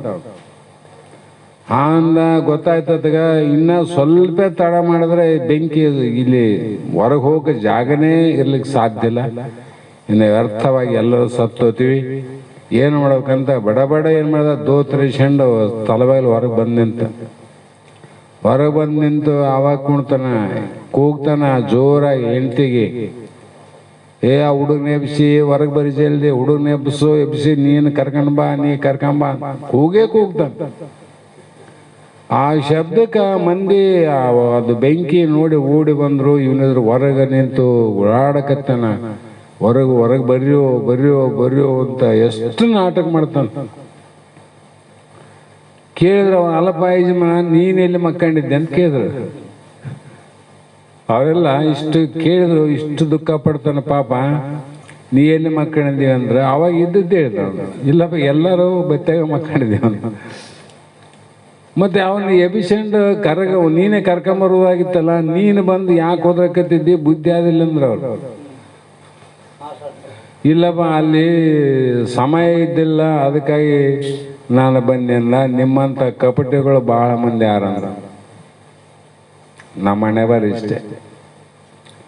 ನಾನು ಉಳಿದ ಮೇಲೆ ನನ್ನವರೆಲ್ಲರೂ ಅಂತೀವಿ ನಾವು. ಅದೇ ಕೋತಿ ಮೇಲೆ ನಾ ಇದ್ದಂಗಿದ್ದು. ಹಾಗಾಗಿ ಈ 18ನೇ ಸೂತ್ರದಲ್ಲಿ ತನು ಮುಖ್ಯವೆನಿಸುವ ಆವರಣ ರಹಿತನಾದ ತನಗೆ ಉಂಟೆ ಪೊರಗಣ ಕೃತ್ಯ ಅಂದ್ರು. ಶರೀರ ಮೊದಲು ಮಾಡಿಕೊಂಡು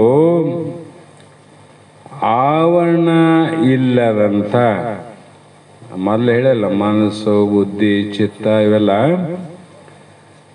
ಆವರಣಗಳಿಗೆ ಭಿನ್ನನು ಸಾಕ್ಷಿ ನೀನಾಗಿದ್ದಿಲ್ಲ. ಅದಕ್ಕೆ ನೀನು ಕರ್ತವ್ಯ ಏನಿಲ್ಲ ಅಂದ್ರೆ ಸುಮ್ಮನೆ ಇರುವುದಂದ್ರು. ಆ ರೀತಿ ಇರುವ ತನ್ನ ಯಥಾರ್ಥವಾದ ಸ್ವರೂಪವನ್ನ ತಾನು ಸತ್ಯವಾಗಿ ತಿಳಿಯಲು. ಸತ್ಯ ಅಂದ್ರೇನು? ಅನುಭವಕ್ಕೆ ಬರುವಂಗ ತಿಳಿದದ್ದು ಸತ್ಯ. ಅನುಭವಕ್ಕೆ ಬರ್ಬೇಕಲ್ಲ, ಅದು ತಿಳಿಯಲು ಆತನಿಗೆ ನಂತರದಲ್ಲಿ ಯಾವುದು ಮಾಡತಕ್ಕ ಕರ್ತವ್ಯ ಹೊರಗಿನ ಯಮನಿಯಮ ಆಸನ ಪ್ರಾಣಾಯಾಮನಿಲ್ಲ, ಒಳಗಿನ ಪ್ರತ್ಯಾಹಾರ ಧ್ಯಾನ ಧಾರಣೆ ಸಮಾಧಿ ಒಳಗುನಿಲ್ಲ. ಯಾಕ? ನೀನು ಮೊದಲು ಎಲ್ಲಿದ್ದಿರೋದು ಗೊತ್ತಿಲ್ಲ ನಿನಗೆ. ನಾನು ಯಾರಂಬುದು ಗೊತ್ತಿಲ್ಲ ಅಂದರೆ ನಾನು ಯಾರು ಎಲ್ಲಿದ್ದೀನಿ ಏನಂಬುದು ಗೊತ್ತೇ ಇಲ್ಲ. ಹೋಲಿ ಪೂರ್ವಜನ್ಮದ ಪುಣ್ಯದ ಫಲದಿಂದ ನಿಷ್ಕಾಮ್ಯ ಕರ್ಮದ ಸಂಪತ್ತಿನಿಂದ, ಸಂಪತ್ತಂದ್ರೆ ಪುಣ್ಯ, ಸದ್ಗುರು ಸತ್ಶಾಸ್ತ್ರಗಳ ಮಾರ್ಗೋಪದೇಶದಿಂದ ಈಗ ಗೊತ್ತಾಯ್ತು ನಾನು ಯಾರು ಅಂದರೆ ನಾನು ದೇವರು. ದೇವರಂತ ಇಟ್ಕೊಂಡ್ರೆ ಬ್ರಹ್ಮ ಅಂದರೆ ದೇವರಂದ್ರೆ ಪಯ್ಯ ಶಬ್ದ. ಎಷ್ಟು ಆಮೇಲೆ ಭಕ್ತಿ ಮಾರ್ಗದಲ್ಲಿ ಬಂದಾಗ ಏನಾಯ್ತಂದ್ರೆ ದೇವ್ರ ಆನ ಇಲ್ಲಿ ಆನಂದ್ರೆ ಜ್ಯೋತಿರ್ಲಿಂಗದಲ್ಲಿ ದೇವರಾನ, ಕಾಶಿ ಕೈಲಾಸದಲ್ಲಿ ದೇವರಾನ ಅಂತಿತ್ತು. ಅಂದ್ರೆ ಹೊರಗಾದವಲ್ಲ, ಅವೆಲ್ಲ ಹೊರಗಾವಿಲ್ರಿ. ಆನಂತರ ಗುರುಶಾಸ್ತ್ರಾದಿಗಳ ಬಲದಿಂದ ಒಳಗಾನ ದೇವರಂತ ಗೊತ್ತಾಯ್ತು. ಎಲ್ಲಿ ಆನ ಪರಮಾತ್ಮ ಎಲ್ಲಿ ಆನೋ ಬಲ್ಲಂತ ಮಹಾತ್ಮರ ಬದಿಯಲ್ಲಿ ಆನಂತ ಗೊತ್ತಾಯ್ತು. ಮಹಾತ್ಮರಲ್ಲಿ ಆನ ಅಂತ ಹೇಳಿದಾಗ ನಾನು ನನ್ನಲ್ಲೇ ಇರುವಂತಹ ಪರಮಾತ್ಮನನ್ನು ನಾನು ನೋಡ್ಬೇಕಾದ್ರೆ ನಾನು ಮಹಾತ್ಮ ಆಗ್ಬೇಕಂತ ಅಪೇಕ್ಷೆ ಆಯ್ತು ನೋಡಿ. ಕಾಶಿಯಲ್ಲಿ ಆನ ವಿಶ್ವನಾಥ್ ನಿಮ್ಮ ಮನೆ ಬಂದು ಬಿಟ್ಟು ಕೊಡ್ತಾರೆ. ಕಾಶಿಗೆ ಹೋಗ್ಬೇಕು, ನೀನು ಕಾಶಿಗೆ ಹೋಗ್ಬೇಕು. ನೆನಲ್ಲೇ ಪರಮಾತ್ಮ ಅಂತ ಹೇಳಿರಲ್ಲ, ಮತ್ತೆ ನಿನ್ನಲ್ಲಿ ಹೋಗಿ ನೋಡ್ಬೇಕು ಹೊರಗೆ ನೋಡ್ಬೇಕು. ಗೊತ್ತಾಯ್ತು ಈಗ ನಿನ್ನಲ್ಲಿ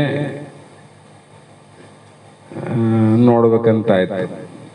ಅದನ್ನು ನೋಡಿದ ಮೇಲೆ ನಿನ್ನಲ್ಲಿ ಇರುವಂಥ ಆ ಸ್ವರೂಪ ಏನದ ಈಗ ಒಳಗಾದಂತು ಹೊರಗಾದಂಥದ್ದು, ಹೊರಗುನಾದ ಒಳಗುನಾದ, ಅದು ಸದಾದಿ ಲಕ್ಷಣದಿಂದ ಕೂಡಿದ ಪರಮಾತ್ಮ ಸ್ವರೂಪ ಗೊತ್ತಾದ ಮೇಲೆ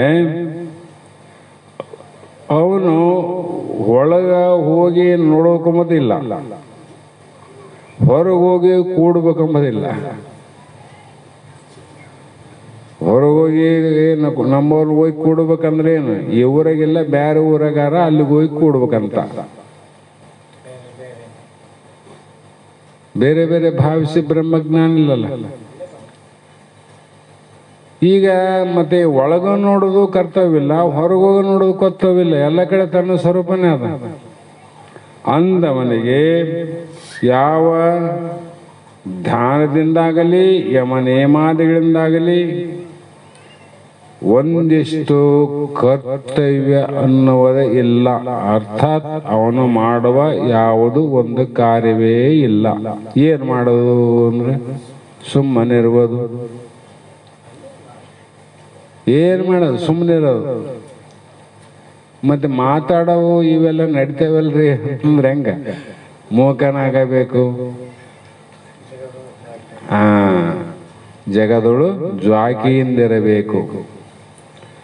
ಜಗತ್ತು ಬಹಳ ಇದಾದ, ಅಲ್ಲಿ ಜಗತ್ತಿನಲ್ಲಿ ಮಾತಾಡ್ಲಿಕ್ಕೆ ಹೋಗಬೇಡ.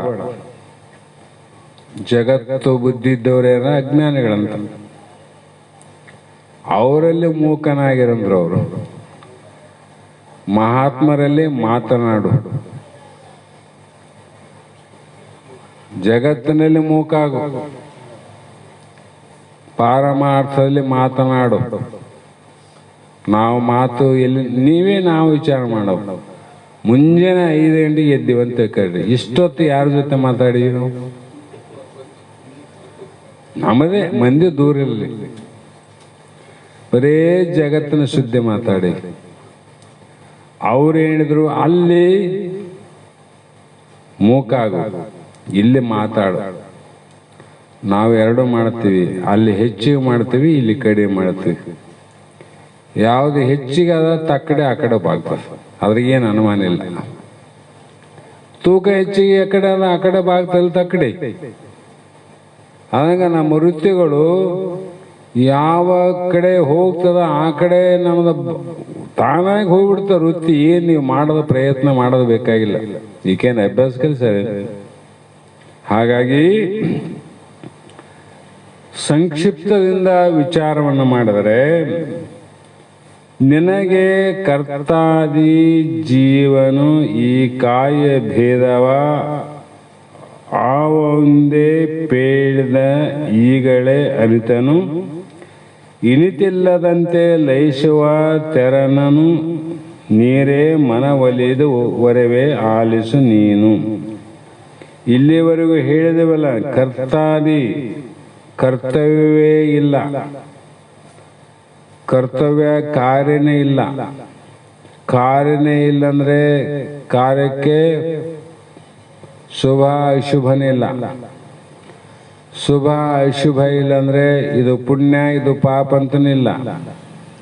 ಪುಣ್ಯ ಪಾಪನೇ ಇಲ್ಲ ಅಂದಮೇಲೆ ಅದಕ್ಕೆ ಮುಂದ ನಿನಗೆ ಜನ್ಮನೇ ಇಲ್ಲ ಅಂತ ಅರ್ಥ.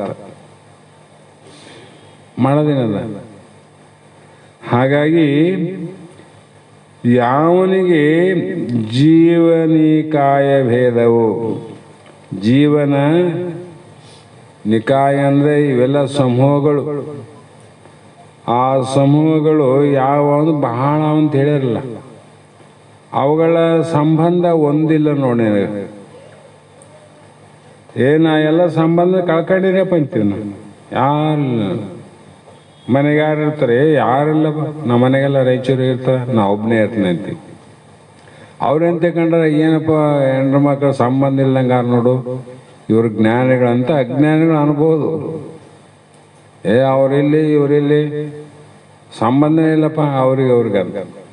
ಇದು ಒಂದು ರೀತಿ, ಒಂದು ಇದೇ ಮೋಕ್ಷಕ್ಕೆ ಕಾರಣ ಅಂತಲ್ಲ, ಇದೇ ಮುಕ್ತಿ ಕಾರಣ ಅಲ್ಲ. ಇಲ್ಲಿ ಒಳಗಿನ ಸಂಬಂಧಿಕರಲ್ಲ, ಒಳಗಿನವರಲ್ಲ. ಬೆಟ್ಟ ಬಿಡಲಾರ್ದಂಗ ನಿನಗೆ ಹಗಲು ರಾತ್ರಿ ಪ್ರಾಣ ಹೋಗ್ತಾನೆ ನಿನ್ನ ಜೊತೆಗಿರೋರು ಅಂದ್ರೆ ಈ ಸಂಬಂಧಿಗಳು. ಆ ಸಂಬಂಧಿಗಳು ಪ್ರಾಣ ಹೋಗ್ತಾನೆ, ಅವ್ರು ಇರ್ತಾನೆ ನಾವಿರ್ತೀವಿ, ನಾವಿರ್ತಾನೆ ಅವ್ರು ಇರ್ತಾರಂತ ಏನಿಲ್ಲ, ಗ್ಯಾರಂಟಿ ಇಲ್ಲ. ಎಲ್ಲ ಜೊತೆಗೊಟ್ಟಿವೆ ನಾವು. ಅಂದ್ರೆ ನಿನ್ನ ಸಂಬಂಧ ಎಲ್ಲಿ ಹೋದವಪ್ಪ? ನೀನು ಅನ್ನುವ ಮಾತಿನಿಂದ ಸಂಬಂಧ ಅಲ್ಲ. ಆ ಸಂಬಂಧ ಇದ್ರೆ ಮತ್ತೆ ನೀನು ಹೋದಾಗ ಅವರಿಲ್ಲ, ಅವರು ನೀನಿಲ್ಲ. ಆದರೆ ನೀನು ಹೋಗತನ ಸದಾ ಕಾಲ ಸಂಬಂಧ ಏನದ? ಜೀವಕಾಯ ಶರೀರದಲ್ಲಿರುವಂಥ ಏನು ನಮ್ಮ ತತ್ವಗಳವ ಅವೆಲ್ಲ ಶರೀರ ಹೋಗತನ, ಪ್ರಾಣ ಹೋಗತನ ಅವರೇ ನೋಡು ಸಂಬಂಧಿಗಳು. ಹೌದ್ರಿಲ್ಲ? ಮತ್ತು ಇವ್ರನ್ನ ಬಿಟ್ಟು ರಾಯಚೂರಾಗ ಬಾಡಿಗೆ ಮನೆ ಮಾಡಿ ಇಡಕ್ಕೆ ಬರಂಗಿಲ್ಲ, ಬೆಂಗಳೂರಾಗ ಮನೆ ತಗೊಂಡು ಇಡಕ್ಕೆ ಬರಂಗಿಲ್ಲ.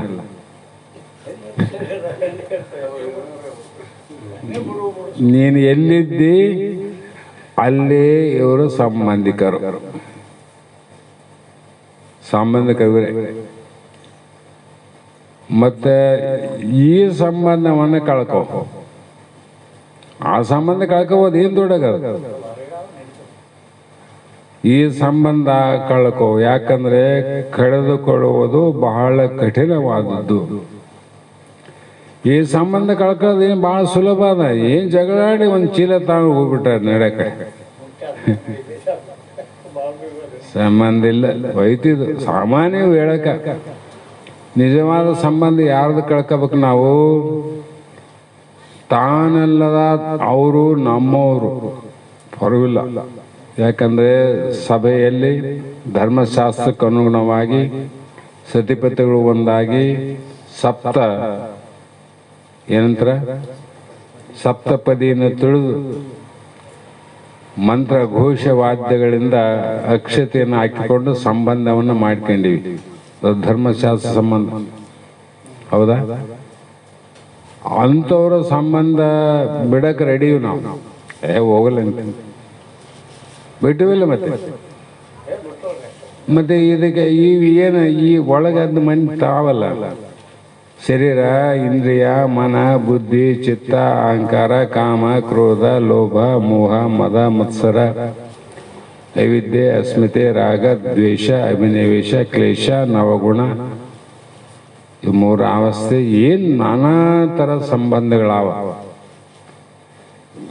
ಇವನ್ನ ಯಾರನ್ನ ನೀತಿ ಶಾಸ್ತ್ರದಿಂದಾಗಲಿ ಅಥವಾ ಮಹಾತ್ಮರು ಜ್ಞಾನಿಗಳು ಕೂಡಿಸಿ ದೇಹಕ್ಕೆ ನಿನಗೆ ಸಂಬಂಧ ಮಾಡಿದ್ದಾರೆ. ಗಂಡ ಹೆಂಡತಿ ಸಂಬಂಧ ಮಾಡ್ಯಾರ. ಇದಕ್ಕೆ ಸಂಬಂಧ ಯಾರು ಮಾಡಿದ್ರು? ಮತ್ತೆ ಇದಕ್ಕೆ ನಿನಗೆ ಯಾರು ಗೋತ್ರ ಇಲ್ಲ, ಕುಲ ಇಲ್ಲ, ಜಾತಿ ಇಲ್ಲ, ವರ್ಣ ಇಲ್ಲ, ಯಾರು ಇಲ್ಲದ ಏನಾವಲ್ಲ ಇವ್ರ ಸಂಬಂಧ ಇಟ್ಕೊಂಡು ಕುಂತಿದ್ದಿ. ಅಷ್ಟೆಲ್ಲ ಮಾಡಿದವ್ರ ಸಂಬಂಧ ಕಳ್ಕ ಕುಂತಿದ್ದೆ ಅಂದ್ರೆ ನೀನು ಜ್ಞಾನ, ಅವ್ರ ಜ್ಞಾನ. ವಿಚಾರ ಮಾಡಿದ್ರೆ ಅವ್ರಿಗೆ ಜ್ಞಾನ. ಅದಕ್ಕೆ ಧನ್ಯೋ ಗೃಹಸ್ಥಾಶ್ರಮ ಅಂದದ್ದು.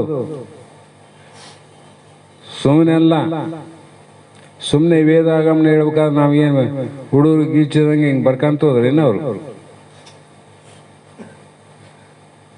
ವೇದ ಪ್ರಮಾಣವನ್ನ, ಆಗಮ ಪ್ರಮಾಣವನ್ನ, ಶ್ರುತಿ ಪ್ರಮಾಣವನ್ನ, ಗುರುವಿನ ಅನುಭವವನ್ನು ಹಿಡ್ಕಂತ ಬಂದಂದಾಗ ಇದು ಕಳ್ಕೊಳ್ಳೋದು ಬಹಳ ಕಷ್ಟ.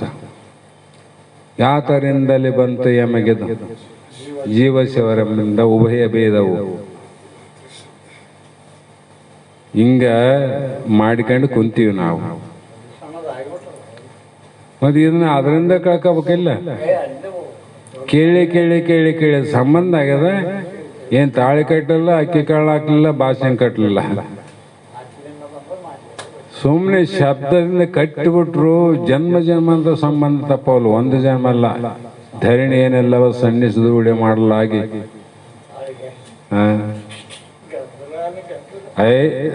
ವಿಚಿತ್ರ ಅದ.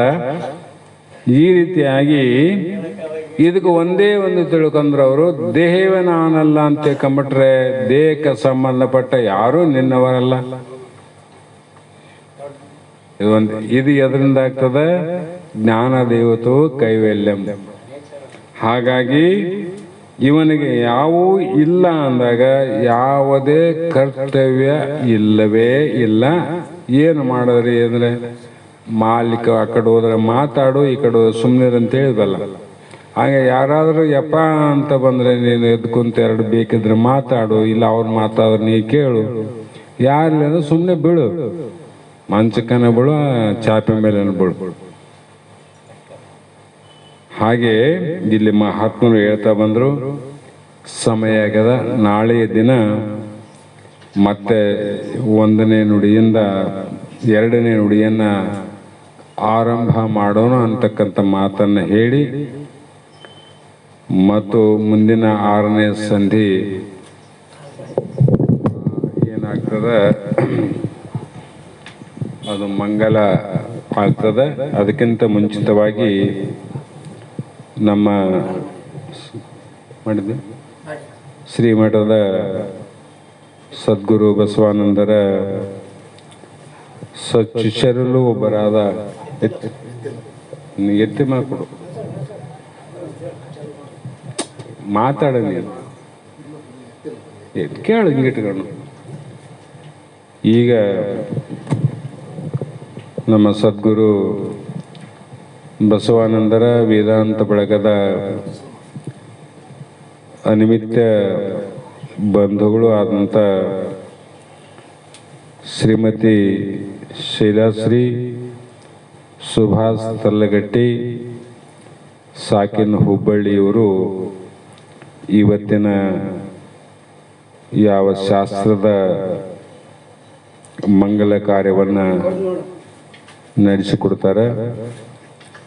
ತದನಂತರ ಎಲ್ಲರೂ ಇವತ್ತಿನ ಶಾಸ್ತ್ರದ ವಾಕ್ಪುಷ್ಪಗಳನ್ನು ಗುರುಪಾದಕ್ಕೆ ಸಮರ್ಪಿಸೋಣ ಅಂತಕ್ಕಂಥ ಮಾತನ್ನು ಹೇಳ್ತಾ ಈಗ ಪ್ರಾರಂಭ ಮಾಡೋಣ. ಆರತಿ ಗುರುವಿಗೆ ಗುರುವಿಗೆ ಶಿರಭಾಗಿ ಬೆಳಗಿರೆ ಆರತಿ ಗುರುವಿಗೆ ಶಿರಭಾಗಿ ಮುತ್ತಿನಾರತಿ ಬೆಳಗಿರೆ ಮುತ್ತಿನಾರತಿ ಬೆಳಗಿರೆ ಮುತ್ತಿನಾರತಿ ಶರಣರೆಲ್ಲರೂ ಸೇರಿ ಮುತ್ತಿನಾರತಿ ಶರಣರೆಲ್ಲರೂ ಸೇರಿ ಜಯವೆಂದು ಆರತಿ ಬೆಳಗಿರೆ ಜಯವೆಂದು ಆರತಿ ಬೆಳಗಿರೆ ಕರದಲ್ಲಿ ಹೂಪತ್ರಿ ಪನೆಯಲ್ಲಿ ವಿಭೂತಿ ಕರದಲ್ಲಿ ಹೂಪತ್ರಿ ಪನೆಯಲ್ಲಿ ವಿಭೂತಿ ಮನದಲ್ಲಿ ಕಾಣುವ ಗುರುಮೂರ್ತಿಯ ಹಯ್ಯದಲ್ಲಿ ಬೆಳಗುವ ಅಭಿನವ ನಿಜ ಗುಣರಿಗೆ ಇಹದಲ್ಲಿ ಬೆಳಗುವ ಅಭಿನವ ನಿಜ ಗುಣರಿಗೆ ಜಯವೆಂದು ಆರತಿ ಬೆಳಗಿರೆ ಜಯವೆಂದು ಆರತಿ ಬೆಳಗಿರೆ ಬೆಳಗಿರೆ ಆರತಿ ಗುರುವಿಗೆ ಶಿರಭಾಗಿ ಮುತ್ತಿನಾರತಿ ಬೆಳಗಿರೆ ಮುತ್ತಿನಾರತಿ ಶರಣರೆಲ್ಲರೂ ಸೇರಿ ಮುತ್ತಿನಾರತಿ ಶರಣರೆಲ್ಲರೂ ಸೇರಿ ಜಯವೆಂದು ಆರತಿ ಬೆಳಗಿರೆ ಜಯವೆಂದು ಆರತಿ ಬೆಳಗಿರೆ ಸತ್ಯವೆಂಬ ಜ್ಯೋತಿಯಲ್ಲಿ ಭಕ್ತೆಂಬ ತೈಲದಿ ಸತ್ಯವೆಂಬ ಜ್ಯೋತಿಯಲ್ಲಿ ಭಕ್ತೆಂಬ ತೈಲದಿ ಸಚ್ಚಿದಾನಂದ ಯೋಗಿಗೆ ಸಚ್ಚಿದಾನಂದ ಯೋಗಿಗೆ ನಿತ್ಯವೂ ಆತ್ಮ ಜ್ಞಾನವ ನೀಡುವ ನಿತ್ಯವೂ ಆತ್ಮ ಜ್ಞಾನವ ನೀಡುವ ಅವಿನವ ನಿಜ ಗುಣ ರಿಗೊಂದಾರತಿ ಬೆಳಗಿರೆ ಅಜಿವಿನವ ನಿಜ ಗುಣ ರಿಗೊಂದಾರತಿ ಬೆಳಗಿರೆ ಬೆಳಗಿರೆ ಆರತಿ ಗುರುವಿಗೆ ಶಿರಭಾಗಿ ಮುತ್ತಿನಾರತಿ ಬೆಳಗಿರೆ ಮುತ್ತಿನಾರತಿ ಶರಣರೆಲ್ಲರೂ ಸೇರಿ ಮುತ್ತಿನಾರತಿ ಶರಣರೆಲ್ಲರೂ ಸೇರಿ ಜಯವೆಂದು ಆರತಿ ಬೆಳಗಿರೆ ಜಯವೆಂದು ಆರತಿ ಬೆಳಗಿರೆ ಗಂಗಮ್ಮ ಗೌರಮ್ಮ ಬಾರಮ್ಮ ಸೀತಮ್ಮ ಗಂಗಮ್ಮ ಗೌರಮ್ಮ ಬಾರಮ್ಮ ಸೀತಮ್ಮ ಜ್ಞಾನದ ಜ್ಯೋತಿಯ ನೋಡಿರೆ ಗಂಗಮ್ಮ ಗೌರಮ್ಮ ಬಾರಮ್ಮ ಸೀತಮ್ಮ ಜ್ಞಾನದ ಜ್ಯೋತಿಯ ನೋಡಿರೆ ಜ್ಞಾನದ ಜ್ಯೋತಿ ಅಭಿನವ ನಿಜ ಗುಣರಿಗೆ ಜ್ಞಾನದ ಜ್ಯೋತಿ ಅಭಿನವ ನಿಜ ಗುಣರಿಗೆ ಚಿತ್ತದೊಂದಾರತಿ ಬೆಳಗಿರೆ ಚಿತ್ತದೊಂದಾರತಿ ಬೆಳಗಿರೆ ಬೆಳಗಿರೆ ಆರತಿ ಗುರುವಿಗೆ ಶಿರಭಾಗಿ ಮುತ್ತಿನಾರತಿ ಬೆಳಗಿರೆ ಮುತ್ತಿನಾರತಿ ಶರಣರೆಲ್ಲರೂ ಸೇರಿ ಜಯವೆಂದು ಆರತಿ ಬೆಳಗಿರೆ ಜಯವೆಂದು ಆರತಿ ಬೆಳಗಿರೆ ದರೆಯೊಳಗೆ ಗುರುವಾಗಿ ಬಕುತರ ಸಿರಿಯಾಗಿ ದರೆಯೊಳಗೆ ಗುರುವಾಗಿ ಬಕುತರ ಸಿರಿಯಾಗಿ ನಿರುತವೋ ಆನಂದ ಮಯನಾಗಿ ಪಂಚಾಕ್ಷರಿ ಮಂತ್ರ ಸ್ವರೂಪ ತಾನಾದ ಪಂಚಾಕ್ಷರಿ ಮಂತ್ರ ಸ್ವರೂಪ ತಾನಾದ ಆರೂಢ ಸಿದ್ಧರಿಗೆ ಬೆಳಗಿರೆ ಆರೂಢ ಸಿದ್ಧರಿಗೆ ಬೆಳಗಿರೆ ಬೆಳಗಿರೆ ಆರತಿ ಗುರುವಿಗೆ ಶಿರಭಾಗಿ ಮುತ್ತಿನಾರತಿ ಬೆಳಗಿರೆ ಮುತ್ತಿನಾರತಿ ಶರಣರೆಲ್ಲರೂ ಸೇರಿ ಜಯವೆಂದು ಆರತಿ ಬೆಳಗಿರೆ ಜಯವೆಂದು ಆರತಿ ಬೆಳಗಿರೆ ತ್ಯಾಗಿಗೆ ಯೋಗಿಗೆ ಶಿವಯೋಗಿ ಶಿವನಿಗೆ ತ್ಯಾಗಿಗೆ ಯೋಗಿಗೆ ಶಿವಯೋಗಿ ಶಿವನಿಗೆ ಶಕ್ತಿ ನಗರದ ಸ್ವಾಮಿಗೆ ತ್ಯಾಗಿಗೆ ಯೋಗಿಗೆ ಶಿವಯೋಗಿ ಶಿವನಿಗೆ ಶಕ್ತಿ ನಗರದ ಸ್ವಾಮಿಗೆ ಈಶ್ವರಿ ಕಂದನ ಹರಸಿದ ಶ್ರೀ ಗುರು ಈಶ್ವರಿ ಕಂದನ ಹರಸಿದ ಶ್ರೀ ಗುರು ಸದ್ಗುರು ಬಸವಾನಂದರಿಗೆ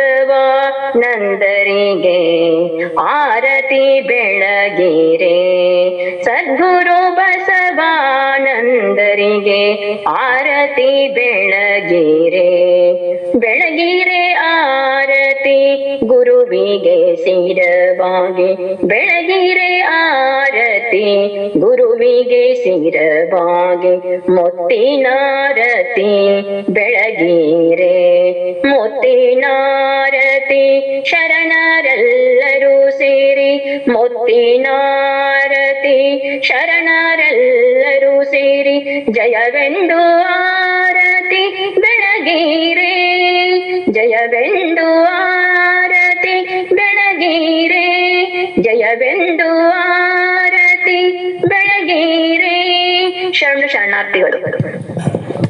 ಧನ್ಯವಾದಗಳು ತಾಯಿ. ಶಾಶ್ವತಂ ಶಾಂತಂ ವ್ಯೋಮಾತೀತಂ ನಿರಂಜನಂ ನಾದಲಿಂದು ಕಲಾತೀತಂ ತಸ್ಮೈ ಶ್ರೀ ಗುರವೇ ನಮಃ. ಶ್ರೀಮಜ್ಜಗದ್ಗುರು ಸಿದ್ಧಾರ್ಥ ಮಹಾರಾಜ್ ಕಿ ಜೈ. ಶ್ರೀ ಸದ್ಗುರು ಶಿವಪುತ್ರ ಸ್ವಾಮಿ ಮಹಾರಾಜ್ ಕಿ ಜೈ. ಶ್ರೀ ಸದ್ಗುರು ಬಸವಾನಂದ ಸ್ವಾಮಿ ಮಹಾರಾಜ್ ಕಿ ಜೈ. ಶ್ರೀ ಸದ್ಗುರು ಅಭಿನವ ಮಹಾರಾಜ್ ಕಿ ಜೈ. ಸಕಲ ಸಾಧು ಸಂತ ಮಹಾರಾಜ್ ಕಿ ಜೈ. ಜಯ ಮಂಗಲಂ ಜಯ ನಮಃ ಪಾರ್ವತೀಶ್ವರ ಮಹಾದೇವ.